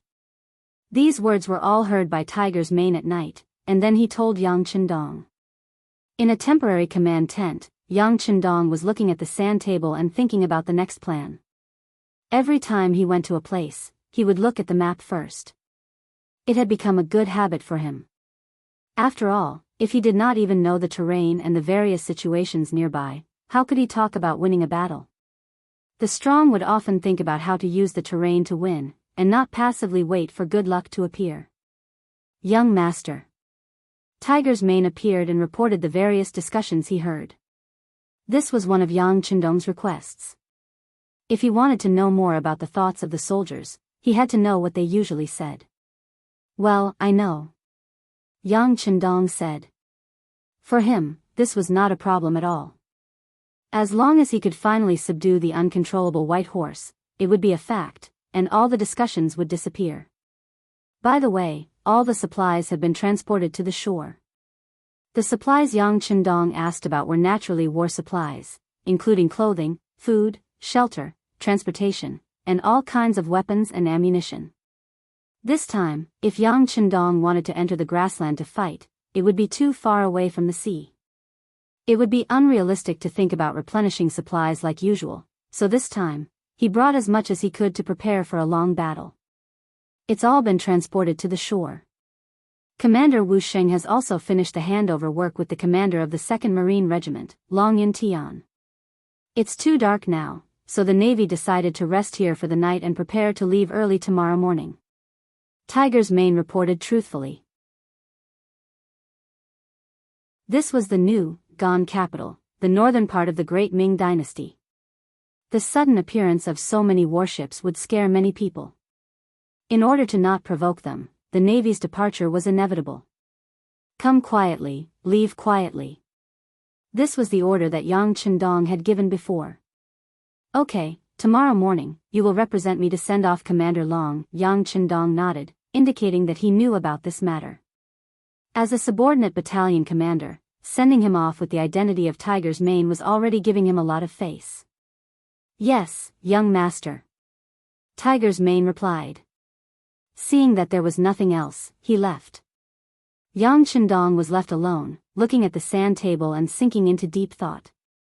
The next morning, Long Yun Tian's troops left with a dozen or so large warships. Tiger's Mane personally sent them off, causing the battalion commander to be a little excited. This matter was not a big deal for the 3rd Regiment of the Cold Vanguard, the Windchaser Cavalry Regiment, and the 6 auxiliary battalions led by Commander Lu Zhua. They put more attention on the white horse. Some of the soldiers who did not have the opportunity to witness this scene yesterday rushed over. Even the still injured Cavalry Regiment's 3rd Battalion Commander Ma Xiong-shan also rushed over. He also heard about yesterday's matter and was very curious about it. He naturally knew about the white horse.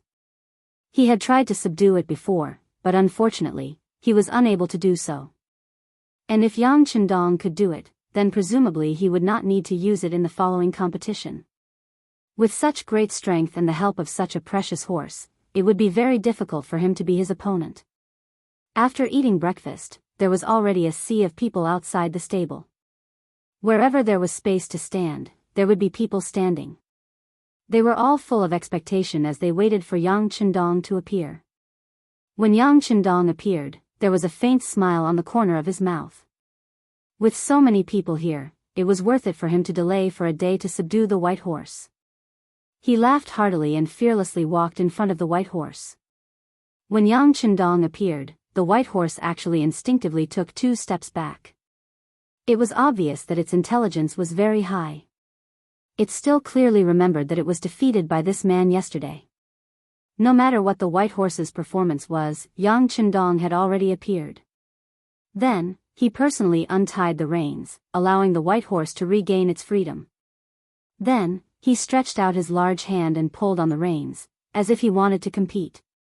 The white horse, who had suffered a loss yesterday, did not immediately submit. Perhaps it still wanted to fight, so it struggled with all its might, wanting to turn the situation around. However, when faced with Yang Chendong's infinite strength, it was useless. After struggling a few times, it realized that the man in front of it did not move at all. The white horse could not help but snort. Then, it stood up with its front hooves, as if it was about to step on a person. "Huh, good timing." With a loud shout, Yang Chendong jumped up and accurately landed on the white horse's back. As his body fell, a huge force pressed down, causing the white horse's body to tremble. Then, it desperately resisted and neighed. The white horse knew that there were not many chances left for it to resist. If it could not flip this human off its back now, it was afraid that it could only choose to submit. As the king of horses, how could it be willing to be ridden by someone? It constantly twisted its body and even raised its front hooves, wanting to flip Yang Chendong off the horse. Unfortunately, no matter how hard it tried, Yang Chendong was like a rock, not moving at all. It was as if he was a part of the horse's back. Yang Chendong had already tried, and the increase in his physique that appeared yesterday was no longer there. In other words, if he wanted to rely on the white horse to continue increasing his strength, he would not be able to do so. Since that was the case, there was no need to be courteous, he would just submit. Yang Chendong's attitude was resolute. Both of his hands tightly grasped the reins, and his legs would occasionally clamp down on the white horse's body. Every time he exerted a huge force, the white horse would feel a burst of soreness. It could endure it once or twice, but after a few times, it finally felt afraid. It also knew that this man was powerful. Being subdued by such a powerful man was not a shameful thing, and it would accept it. After acknowledging Yang Chendong's strength, the white horse finally stopped resisting and became quiet. Suddenly, there was a tsunami of cheers. The 6th young master had used his strength to subdue the white horse. Was this not worthy of their cheers? It was said that horses were not humans. They would fear your authority and status. They would only obey the strong.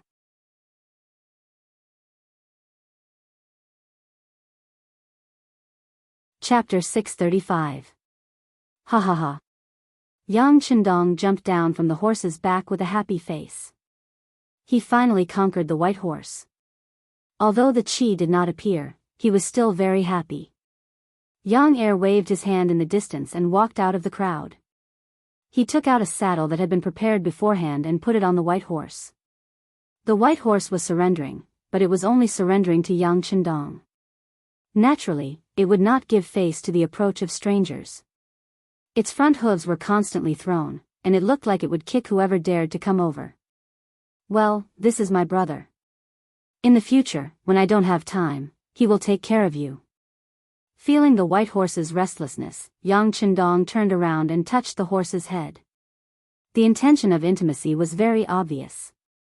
As if it enjoyed Yang Chendong's touch, the white horse quickly calmed down and let Beta Persei put on the saddle that imprisoned its freedom.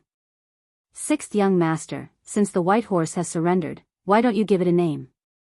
Good horses have names. Windchaser saw Yang Chendong succeed and said with envy. He did not have any thoughts of jealousy. The 6th young master subdued the white horse with his own ability. This was something he could not do. Well, I should give it a name. Why don't I call it White Dragon? Yang Chendong looked at the white horse's body and said after thinking for a while. White Dragon horse, good name. Suddenly, more than one person said flattering words. This may have the meaning of flattery, but the name was really good. But when someone mentioned the white dragon horse, Yang Qindong's face could not help but be embarrassed. If it was the white dragon horse, wouldn't he become Tang Seng? Yang Qindong subdued the white dragon horse, making his image suddenly become tall. Ma Xiangshan, who was watching from the crowd, also walked out and knelt in front of Yang Qindong. Sixth young master, I offended you before. I'm sorry. I admit that I'm not your opponent. Get up. Yang Qindong was in a good mood.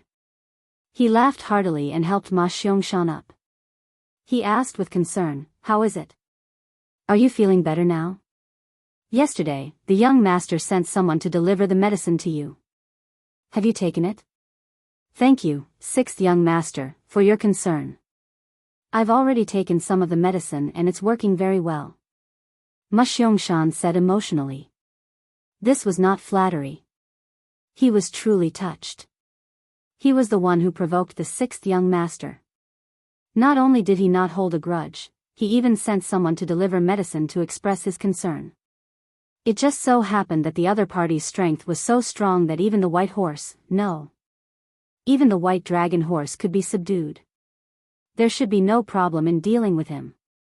If it was him who had strong strength, facing the provocation of the soldiers below, he would definitely teach them a lesson.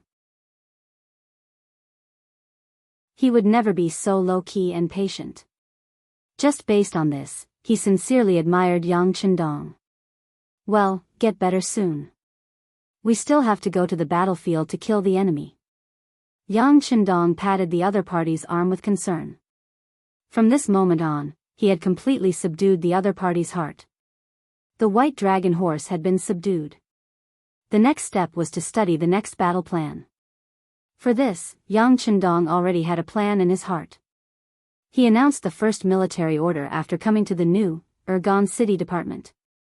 That was, everyone had to learn to ride from the soldiers of the cavalry regiment. The time limit was only 10 days. After 10 days, those who learned how to ride and kill the enemy on horseback would enter the battle order. On the other hand, there were so many supplies that needed to be looked after. Those who did not know how to ride would enter the logistics camp. Speaking of supplies, Yang Qindong took out a shiny long saber. This saber had a wide back and a thin blade.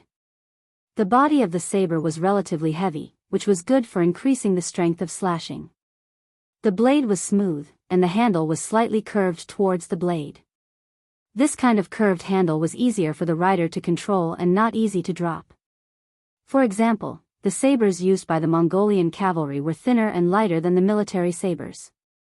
The Mongolians' riding skills were exquisite. They mainly relied on the powerful impact of the horse's speed to drive the saber to complete the slashing and other tactical movements. The saber in Yang Qindong's hand was an improved version of the saber. It had more advantages. At the same time, the body of the saber was made entirely of steel, making it stronger and sharper. If it was a person with great strength, it was possible to cut the opponent's saber in half with one slash. There were also soldiers in the cavalry regiment who carried sabers. However, their sabers were not very sharp. Most of them were spoils of war, and some of them were seriously worn out. Now that there was a new saber that was so sharp in front of them, who knew how many people were tempted? Everyone looked at the shiny saber with a longing expression and drooled. Seeing the longing in everyone's eyes, Yang Qindong laughed and said, "Don't be anxious. Everyone has one. This young master also hopes that you can use this sharp saber to kill the enemy and show the might of our army." Kill the enemy. Show the might. Immediately, some people began to shout loudly. Then, their voices became unified, and they shouted together in an imposing manner. If you want to attack first, you must first sharpen your weapon. Without enough logistical support, although guns could still be used, they could not be used endlessly like before. Thus, the saber became a necessity. Yang Qindong started to look forward to the scene of them riding on horseback and sweeping away thousands of enemies. The idea was beautiful, but when it came to training, the results on the first day were not as good as expected. The soldiers were used to fighting on land. When they suddenly rode on horseback, their legs could not exert force. Naturally, they were not used to it. Some of them even fell off their horses without doing anything. It was a laughable scene. Fortunately, the cold vanguard was made up of able-bodied men. They had a good foundation and rich battle experience. Even when they fell off their horses, they instinctively took precautions. Therefore, there weren't many casualties.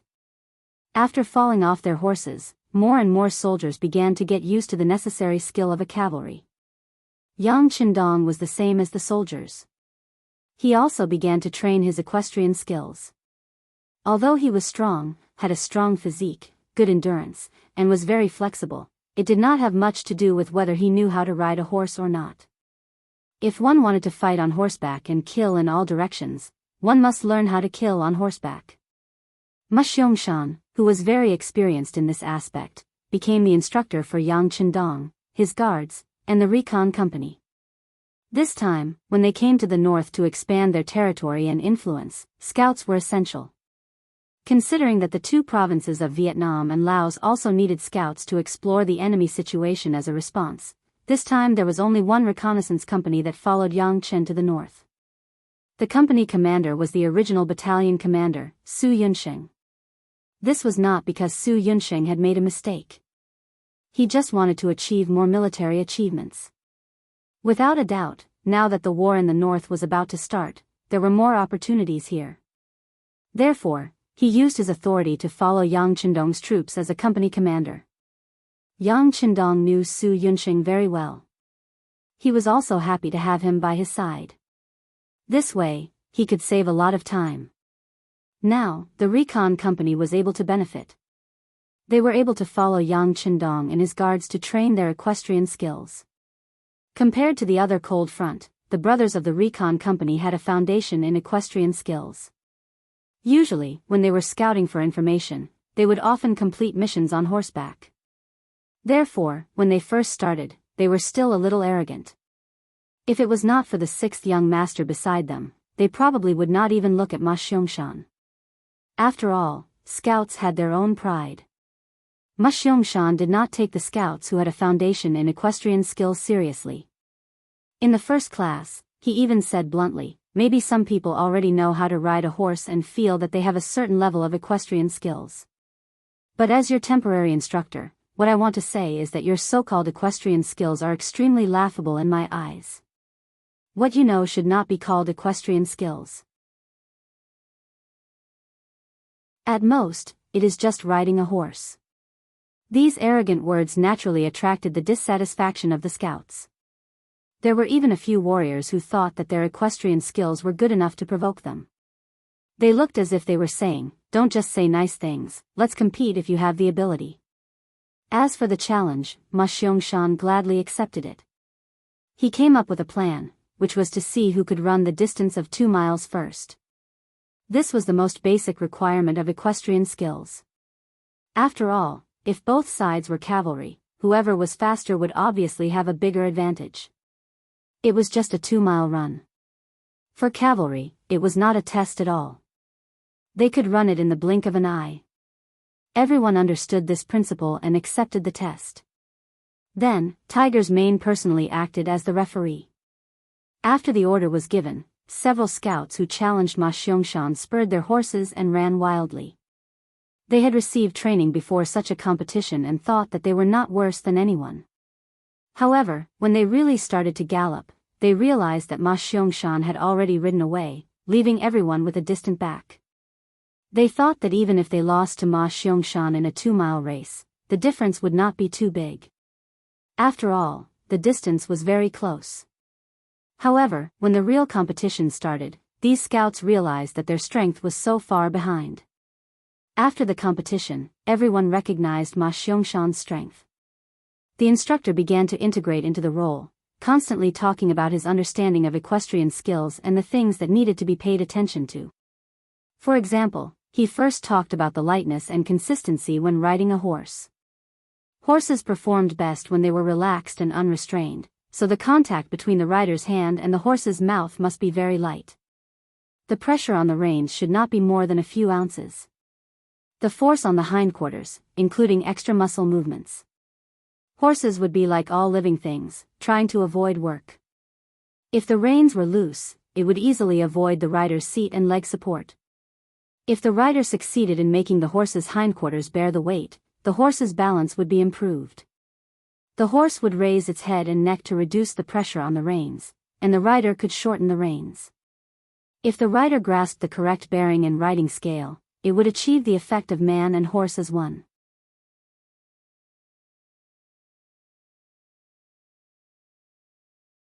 Chapter 636. The rider had to maintain a continuous impact.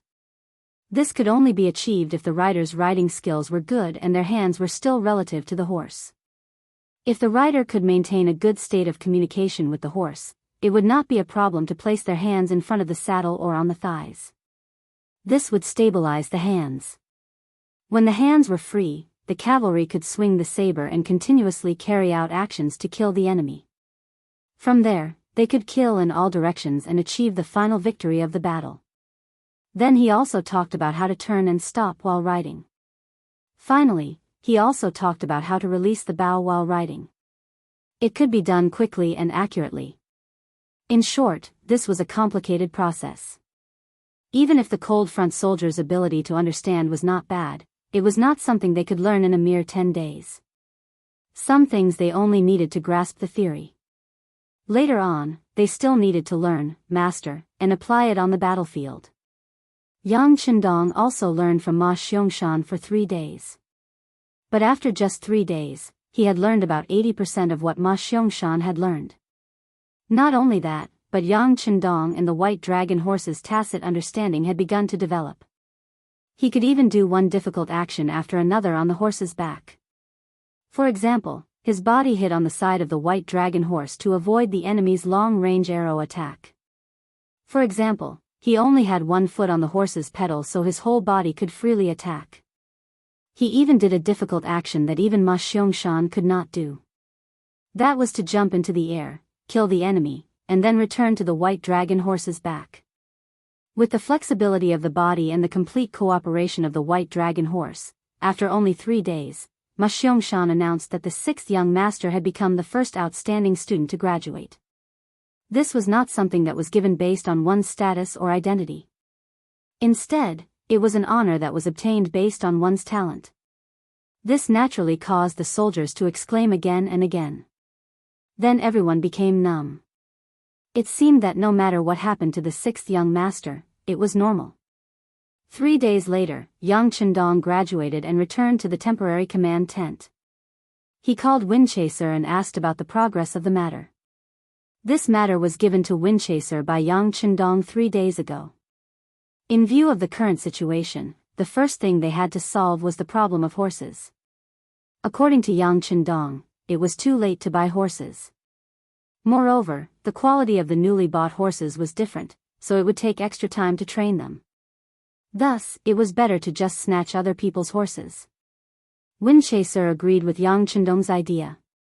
After all, he didn't need 10 or 20 horses this time, but a total of 4,000 horses. If he wanted to rely on buying them, he didn't know how long it would take to complete the task. Since he had decided to steal a horse, he had to find a suitable target first. Coincidentally, there were 2 Baiming Qianhu's posts on the left and right of High Town. Furthermore, there was also a great Ming Dynasty's guard post on the south side. The guard post system was also known as the guard post system. It was the main military system of the Ming Dynasty and was created by Ming Taizu. Its concept came from the Sui and Tang Dynasty's Fu army system. The Qianhu post was also called the Qianhu guard post. It naturally referred to 1,000 households. The Qianhu post had 1,120 soldiers, and there were 10 Qianhu posts, each with 112 soldiers. Each post had 2 main banners, each with 50 soldiers. Each main banner had 5 small banners, each with 10 soldiers. The general of the Qianhu guard post was called the Qianhu guard post and was a grade 5 official. The guard post was bigger than the Qianhu post. There were 5 Qianhu posts on the left, right, middle, front, and back. The 5 Jianghu guards post consisted of 5,600 soldiers. The guard post was a grade 3 official. The commander Jianghu post was a grade 3 official. The commander Jianghu post was a grade 4 official. The guard post was a grade 5 official. According to the Great Ming Dynasty's military system, the positions of guard post and below were hereditary. From this point, it could be seen that the Great Ming Dynasty's military background was very important.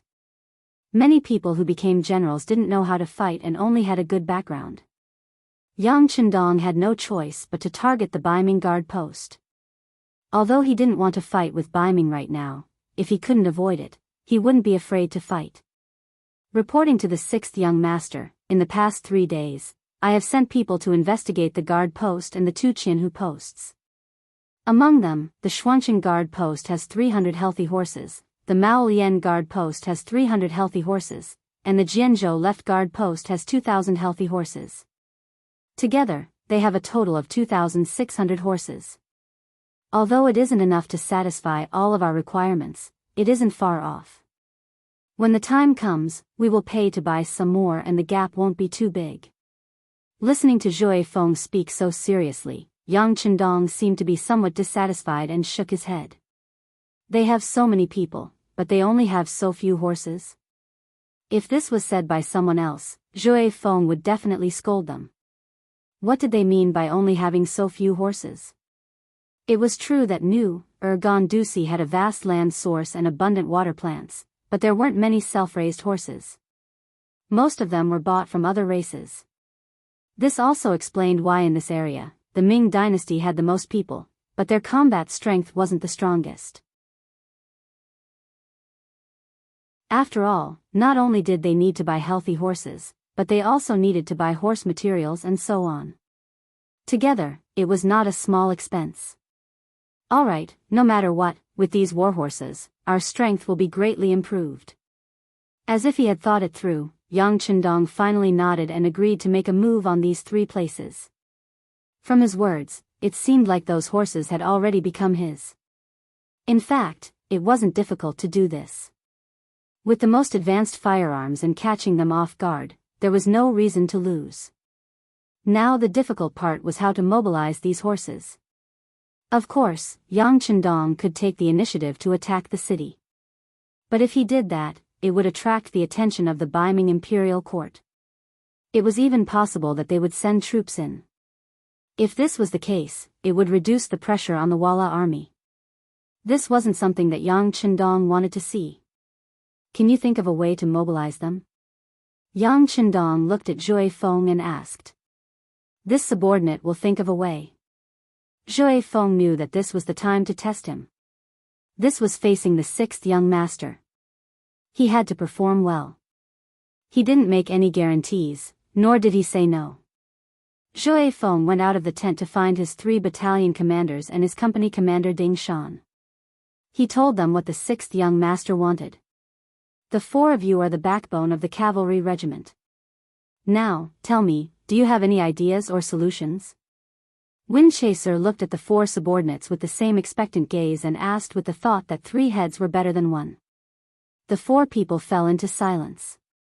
After about 2 or 3 minutes, 3rd Battalion Commander Ma Xiangshan and his company commander Ding Shan raised their heads at the same time and said in unison, "Selling horses." Sell horses?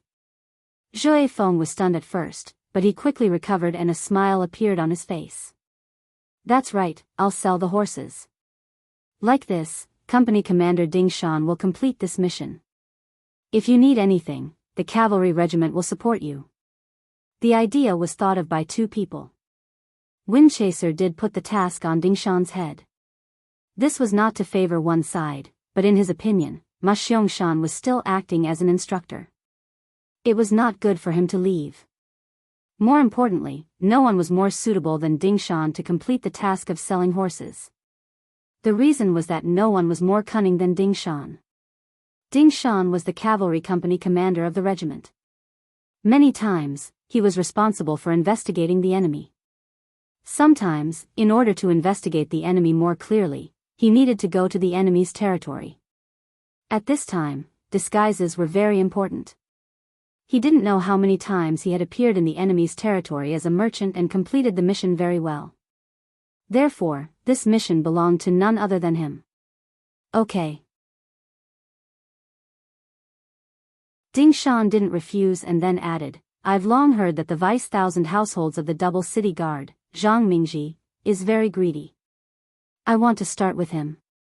No problem at all. You don't need to report what to do. The 6th young master only wants results. I hope you can have a better performance this time. Zhui Feng said with a serious face. Yes, I promise to complete the mission. Ding Shan stood at attention and gave a standard military salute. He turned and left the tent. Ding Shan went to carry out the mission. The training in the camp didn't stop. They had already trained for 9 days. Everyone's progress was very fast. Tomorrow was the day of the test and also the time to decide their status. Many people were nervous and excited. In this atmosphere, Ding Shan returned to the camp and brought back a piece of good news that made Zhui Feng happy. Not long after, he took Ding Shan to the temporary command tent where Yang Chendong was resting. In the command tent, Yang Chendong saw Zhui Feng and Ding Shan. He seriously listened to the reports of the two and had a preliminary understanding of the battle plan. Ding Shan was a young man who wasn't very tall and always had a smile on his face. Perhaps it was because of the slight evil in his smile that he was able to disguise himself as a merchant so smoothly and vividly. According to Ding Shan, after he took the mission, he went to the double city guard and then spent some silver to easily meet the vice 1,000 households here, Zhang Mingji. Zhang Mingji had relied on his ancestors to obtain the position of vice head of the 1,000 prefectures. Just like his name, he was very wise and knew what was best for him. The reason he found Zhang Mingji was because he was a smart person. Ding Shan liked to deal with smart people. This could save him a lot of time and energy. Zhang Mingji saw Ding Shan in a tea house in the city. His hands were behind his back and his face was hidden. Ding Shan didn't know how many of these great Ming generals he had seen. They always had a high and mighty appearance as though they looked down on the people of the world. However, they didn't have much in their stomach. General Zhang. Although he looked down on him, Ding Shan's attitude was very low on the surface. Weren't merchants like this? They only had benefits in their eyes. In order to achieve their goals, they were even willing to act like a grandson.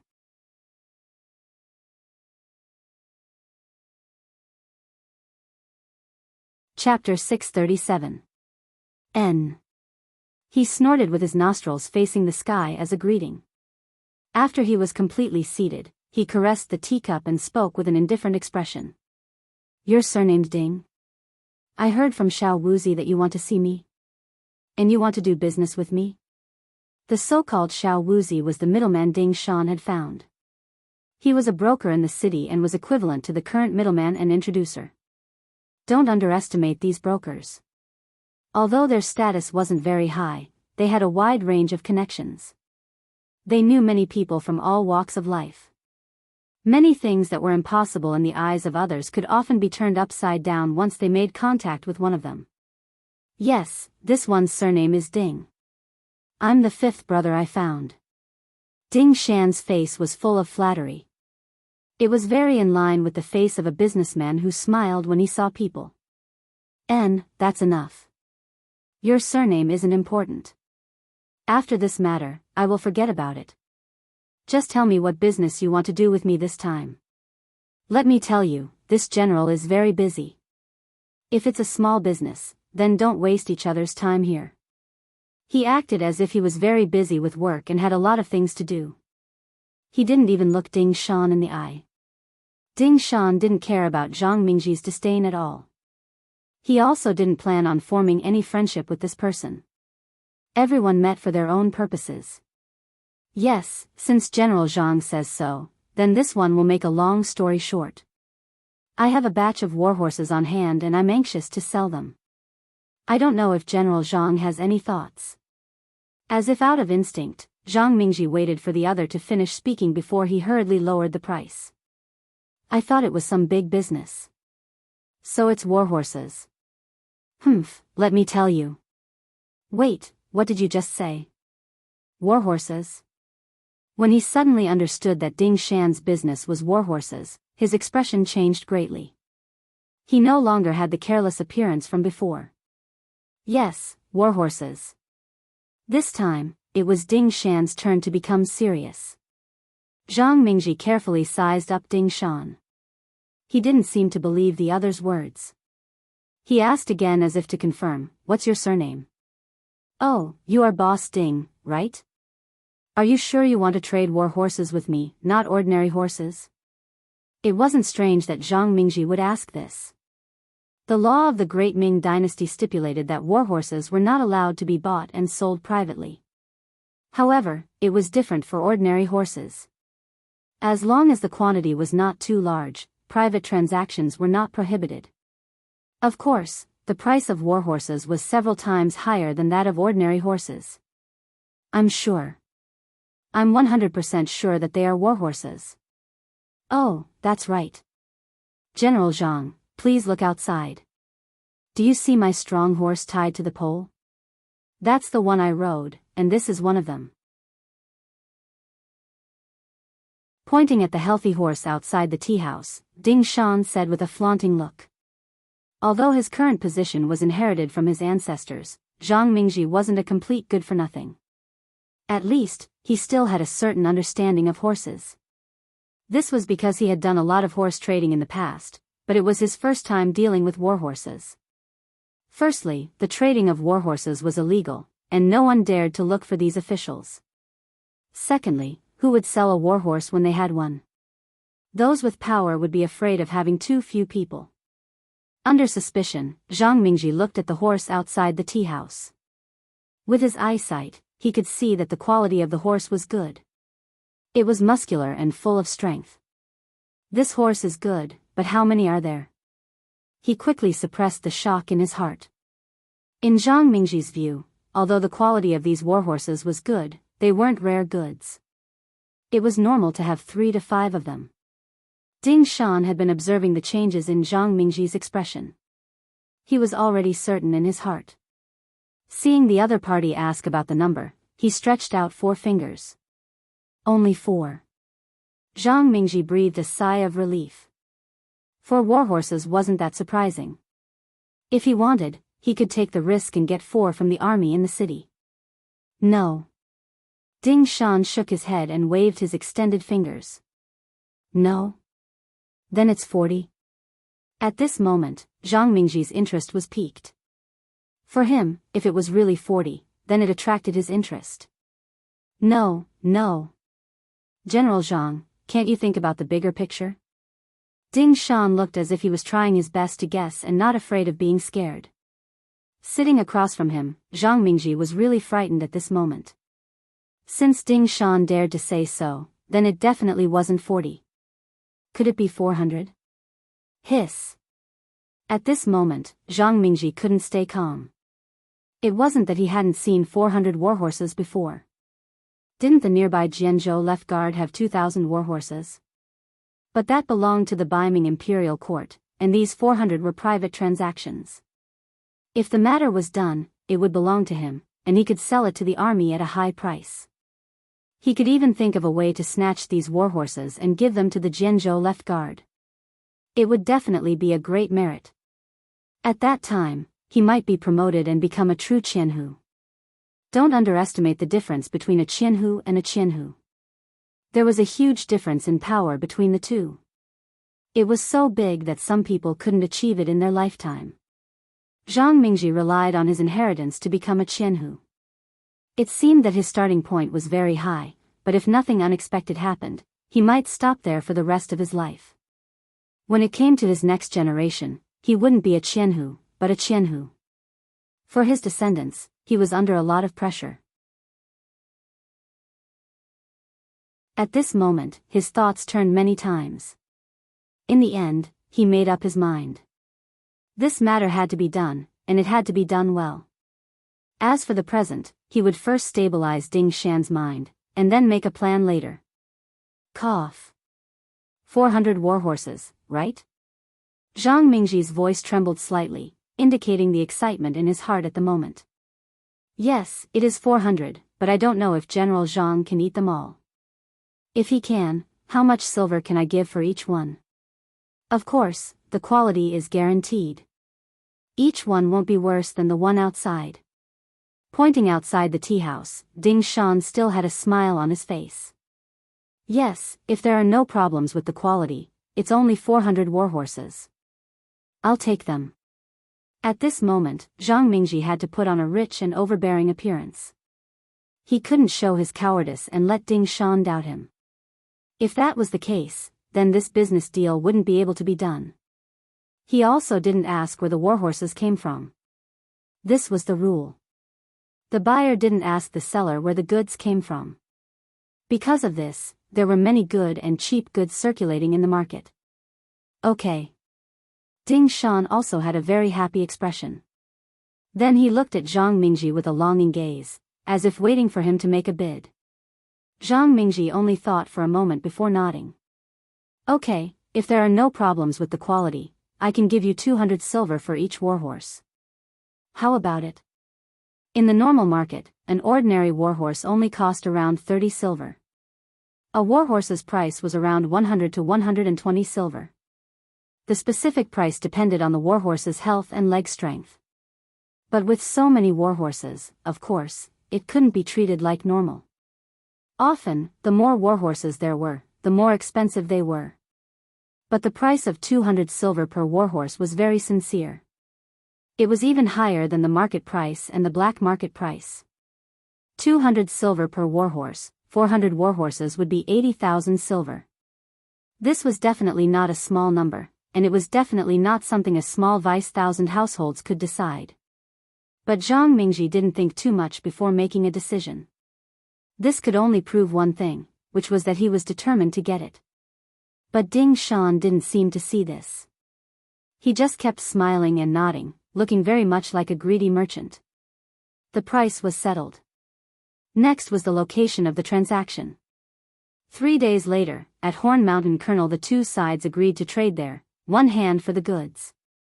Only then did Ding Shan leave. Zhang Mingji looked at the departing figure and fell into deep thought. Since such a big piece of fat meat was in front of him, he had to eat it.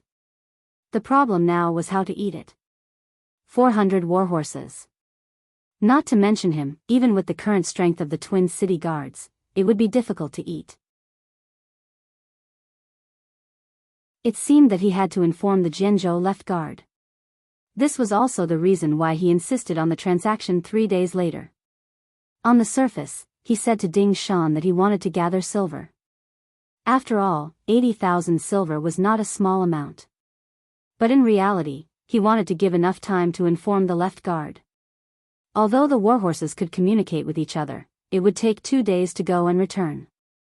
In addition, they needed to make preparations. 3 days was just right. As a company commander directly under the regiment, Ding Shan's brain was definitely enough. He had seen through Zhang Mingji's bad intentions, but he wasn't afraid. If it was in the past, with only their cavalry regiment, it would be troublesome to take the initiative to provoke such an enemy. But now, with the 6th Young Master and the 3rd Regiment of the Cold Front and 6 auxiliary battalions, what was there to fear? In the temporary command tent, Ding Shan gave a detailed account of his meeting with Zhang Mingji. In the end, he also mentioned his suspicions. Then, he tightly shut his mouth. In this tent, no one, from the 6th Young Master to the 3 regimental commanders and the battalion commanders, had the right to speak as a company commander. Very good. This time, Company Commander Ding has done a meritorious service. Yang Qindong waited for Ding Shan to finish explaining the situation, then praised him generously. Then, his gaze began to search the sand table. Soon, he found the place called Horn Mountain Colonel. The new, Urgon City Sea was now outside the pass, in the area of the 3 northeastern provinces. Before it was heavily developed, there were only plains and high mountains here. The tall mountains were connected one after another, giving people a very grand and spectacular feeling. The plains stretched as far as the eye could see, and one could not see the end of it, but one could also see very far away. But there were some special environments in this kind of terrain. For example, Horn Mountain Call was the connecting point between the high mountains and the plains. It belonged to the area below the mountains.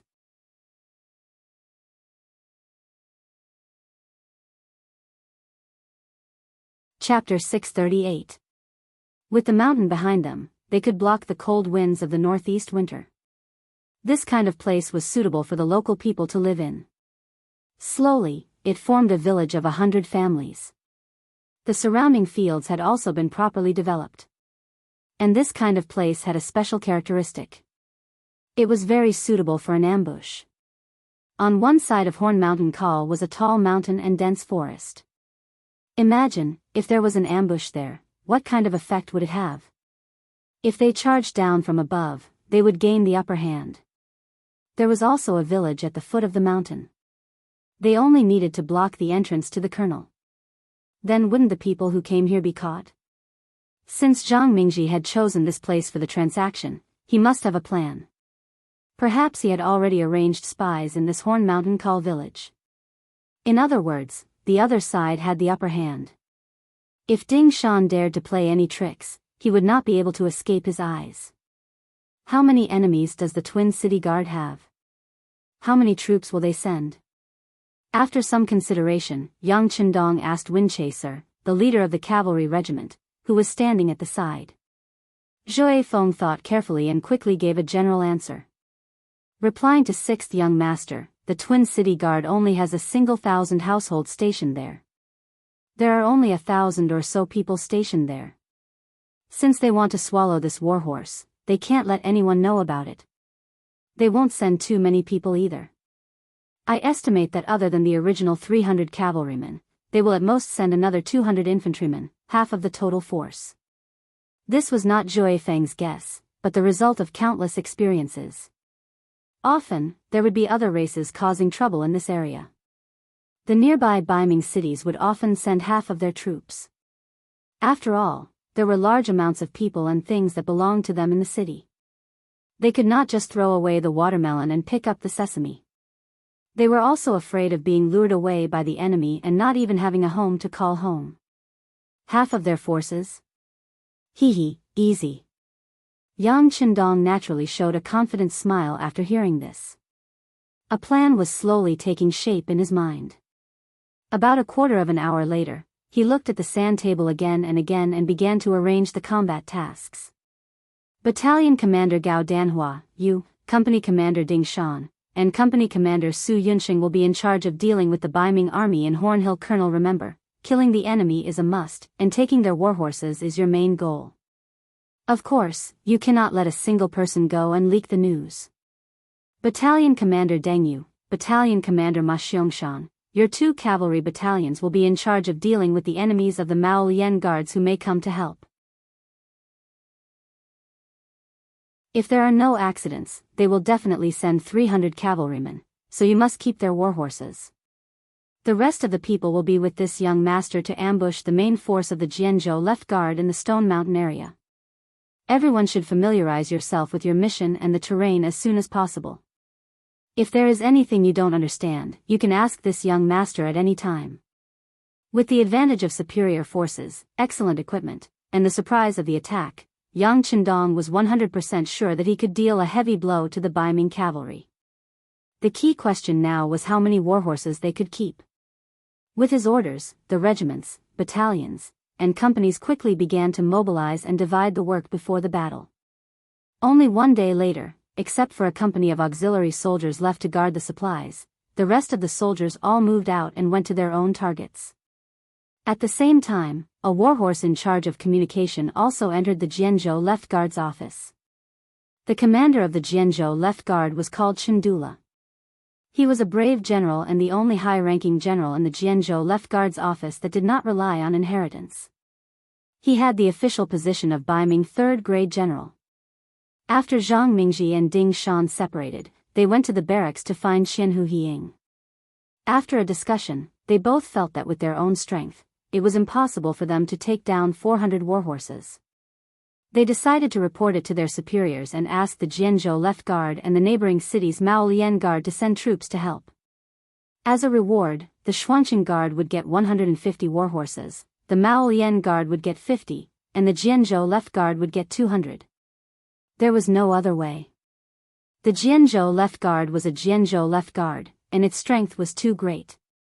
If they were asked to help, they had to give enough benefits, even though they were family. But brothers still had to settle accounts clearly, right? As for the Mao Lian Guard, they only needed to send troops to help, and they would get 50 warhorses for free. No matter how one looked at it, it was a profit. In the Jianzhou Left Guard, Commander Chandula, who received the news, called over his fellow commanders Liang Xian, secondary grade 3, and Commander Tang Longtian, primary grade 4, to discuss how to cooperate with the Xuanqing Guard to take down these 400 warhorses. This is a piece of fat meat, hee. Tang Longtian, who received the news, rubbed his calloused hands and laughed. This Xuanqing Guard is quite tactful, giving us half of the benefits. Since that's the case, I'll take action once. Later, I'll take 2,000 cavalry with me. Then everything will be easy. Commander Liang Xian spoke with an insufferably arrogant expression on his face. Liang Xian had inherited the position of Commander Liang Xian through the virtue of his ancestors. In reality, the Liang family was considered a wealthy and powerful family in Baiming, so ordinary people naturally wouldn't enter his eyes. This gave him a natural arrogance. Even in the entire Jianzhou Left Guard, there was no one else who could enter his eyes other than Commander Chandula. Under his arrogance and the powerful Liang family background, no one could stop him from doing whatever he wanted. Even if it was Chandula, who was half a rank higher, but because of the Tang family's background, as long as Liang Xian didn't go overboard, he would turn a blind eye. To be able to get 200 warhorses in one action was definitely not a small merit. Needless to say, Liang Xian wanted this merit and wanted to take action. What else could Chandula say? He also didn't think that there was any power nearby that could stop his 2,000 cavalry. Oh. There was a unit under the banner of the 5-star army that could be considered to have some power. They had more than 1,000 people, but the two sides had never directly dealt with each other. The other side also seemed to be very friendly towards Baiming, so there was no need to consider their threat. Besides, how could 1,000 cavalry be a match for his 2,000 elite cavalry? Since there was no danger, he would just let Liang Xian do what he wanted. Since Chandula didn't care anymore, Liang Xian naturally became the one who made the decision. He called over Hu Ji, a minor 5th-rank official, and had him gather 2,000 cavalrymen. The next morning, they would follow him to carry out the military mission. The matter was settled like this. From the beginning to the end, no one asked about the origin of the 400 warhorses. It had to be said that they were indeed very careless. Perhaps it was because the Baiming army had been ruling here for many years and they were used to the feeling of having everything under control.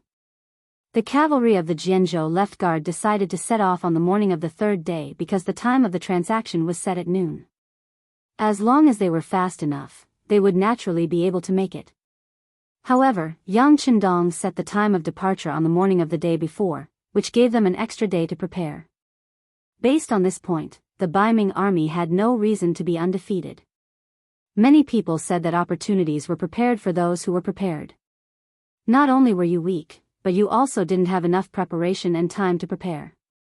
How could you say that you were undefeated? Horn Mountain Call, on the morning of the 3rd day, suddenly became lively. The small area, which originally only had 100 households, suddenly had 300 Baiming cavalry, and the atmosphere became somewhat tense. The 300 cavalry were personally led by Vice Jinhu Zhang Mingji. He had no intention of hiding it. After all, the transaction this time was 400 warhorses.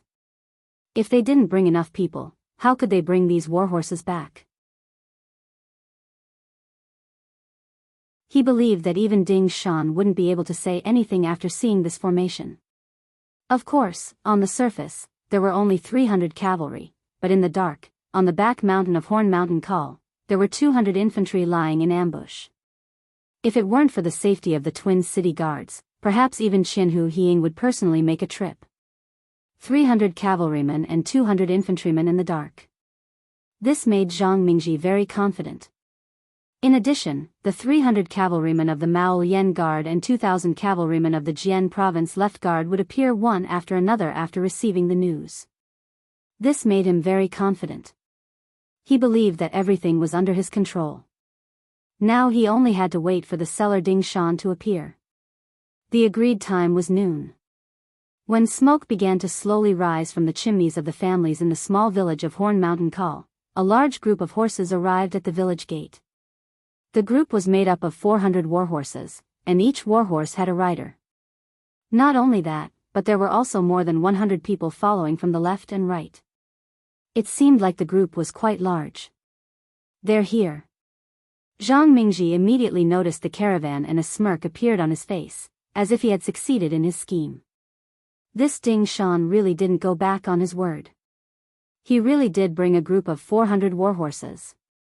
This person really was stupid, daring to trust him so much. At this moment, Zhang Mingji already viewed Ding Shan and this group of horses as a piece of fat meat that had jumped into a bowl. Although there were 400 cavalry and 100 men that appeared with the group of horses, he had already automatically ignored them. What kind of place was this? This was Bai Ming's slave Ganda's Eye. Who dared to make an enemy of the Ming army here? Under the preconceived notions of an official, he didn't think that there would be people who dared to make an enemy out of them, or that they would be unfavorable to him. He didn't put any of the dangers in his eyes. All he saw were benefits and opportunities.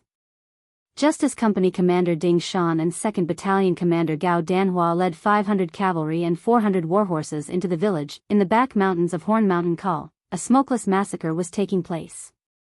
The ones being massacred were the 200 Bai Ming infantry sent from Shuangcheng. The killers were the Reconnaissance Battalion Commander Su Yunsheng and his subordinates, 100 soldiers. With 100 elite Reconnaissance Battalion soldiers against 200 Bai Ming infantry whose combat strength was only around 3rd class, and also a sneak attack, there was no problem in winning. In silence, Bai Ming soldiers hiding in the forest were killed one after another. Many of the soldiers didn't even make a sound before they died. They didn't even know who killed them or what the killer looked like.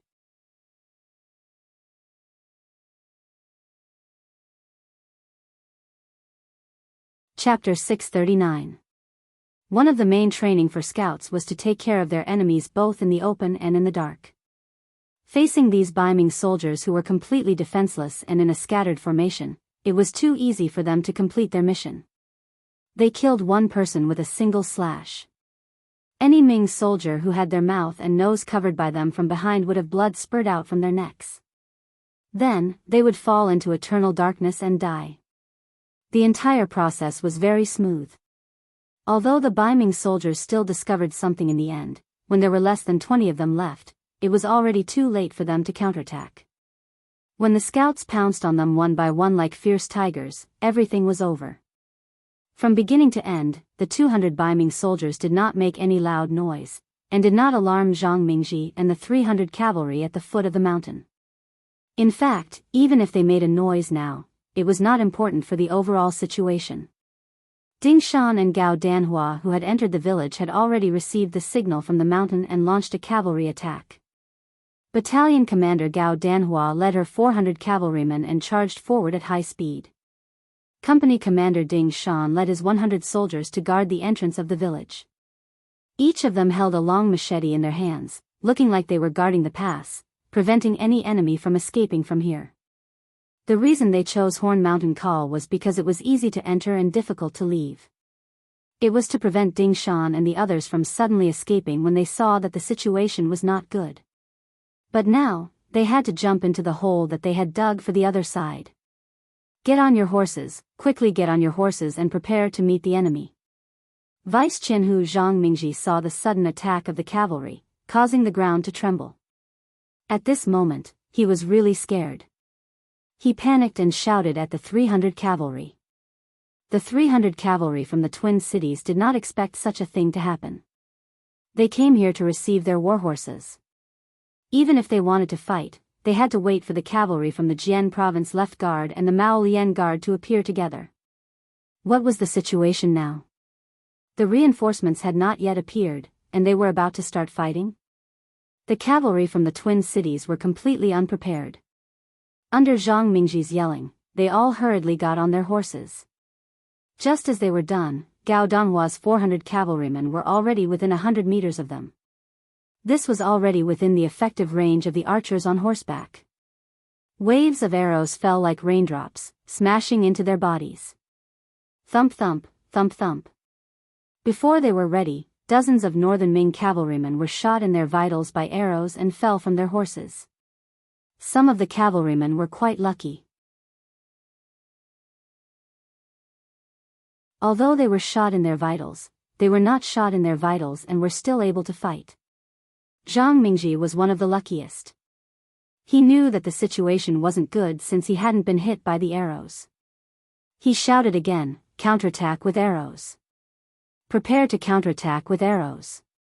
The outcome of this cavalry clash was predestined from the very beginning. Against the unprepared, they were prepared for battle but unprepared.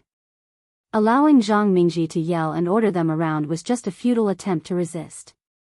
It was only a distance of 100 meters. For the elite cavalry, it was just a blink of an eye. The poor Baiming cavalrymen were still taking out their bows and arrows from their quivers. Their opponents rushed over so quickly that they didn't have time to draw their sabers. Many of them were cut down by the cavalry. Under the protection of more than a dozen soldiers, Zhang Mingji was lucky enough to rush out of the battlefield and rushed straight to the entrance of the village. His goal was very simple. He wanted to escape from here and then meet up with the reinforcements from the Jian province left guard and the Maolian guard. Then he would go back and slaughter Ding Shan and the others. Daring to have ideas about them, they were really courting death. Zhang Mingji had indeed forgotten that he also had ideas about the other party. He had even been prepared to steal horses and kill people because he would never allow the news of him stealing goods and killing people to spread. But now, his opponent was giving him a taste of his own medicine. Coming. Kill. Seeing Zhang Mingji leading more than a dozen cavalrymen to the entrance of the village, Ding Shan, who was guarding here, had a trace of excitement on his face. Then he waved his large saber and directly went up to meet them. This 2-meter-long saber was also called a saber. It was one of the most common weapons used by infantrymen to deal with cavalrymen. With its length, as long as the timing was right, it could often chop off the front hooves of a high-speed warhorse and flip the enemy to the ground. Although warhorses were very precious, in times of danger, a person's life was even more important. It was only a dozen warhorses, so it was fine to chop them up. They couldn't let them escape. The 6th young master had given a strict order that none of the enemies who had seen them were allowed to escape. Swish. Swish. As the warhorses fell to the ground one by one, the Baiming cavalrymen also fell from their horses. Before they could do anything like turn over, a saber that flashed with a cold light had already landed on their bodies, chopping their bodies into pieces. They couldn't be more dead. Zhang Mingji's luck finally ran out. With his warhorse's front hooves cut off, he also fell from his horse. Then, what greeted him was 3 sharp sabers falling down. He didn't even have the time to ask who his opponent was.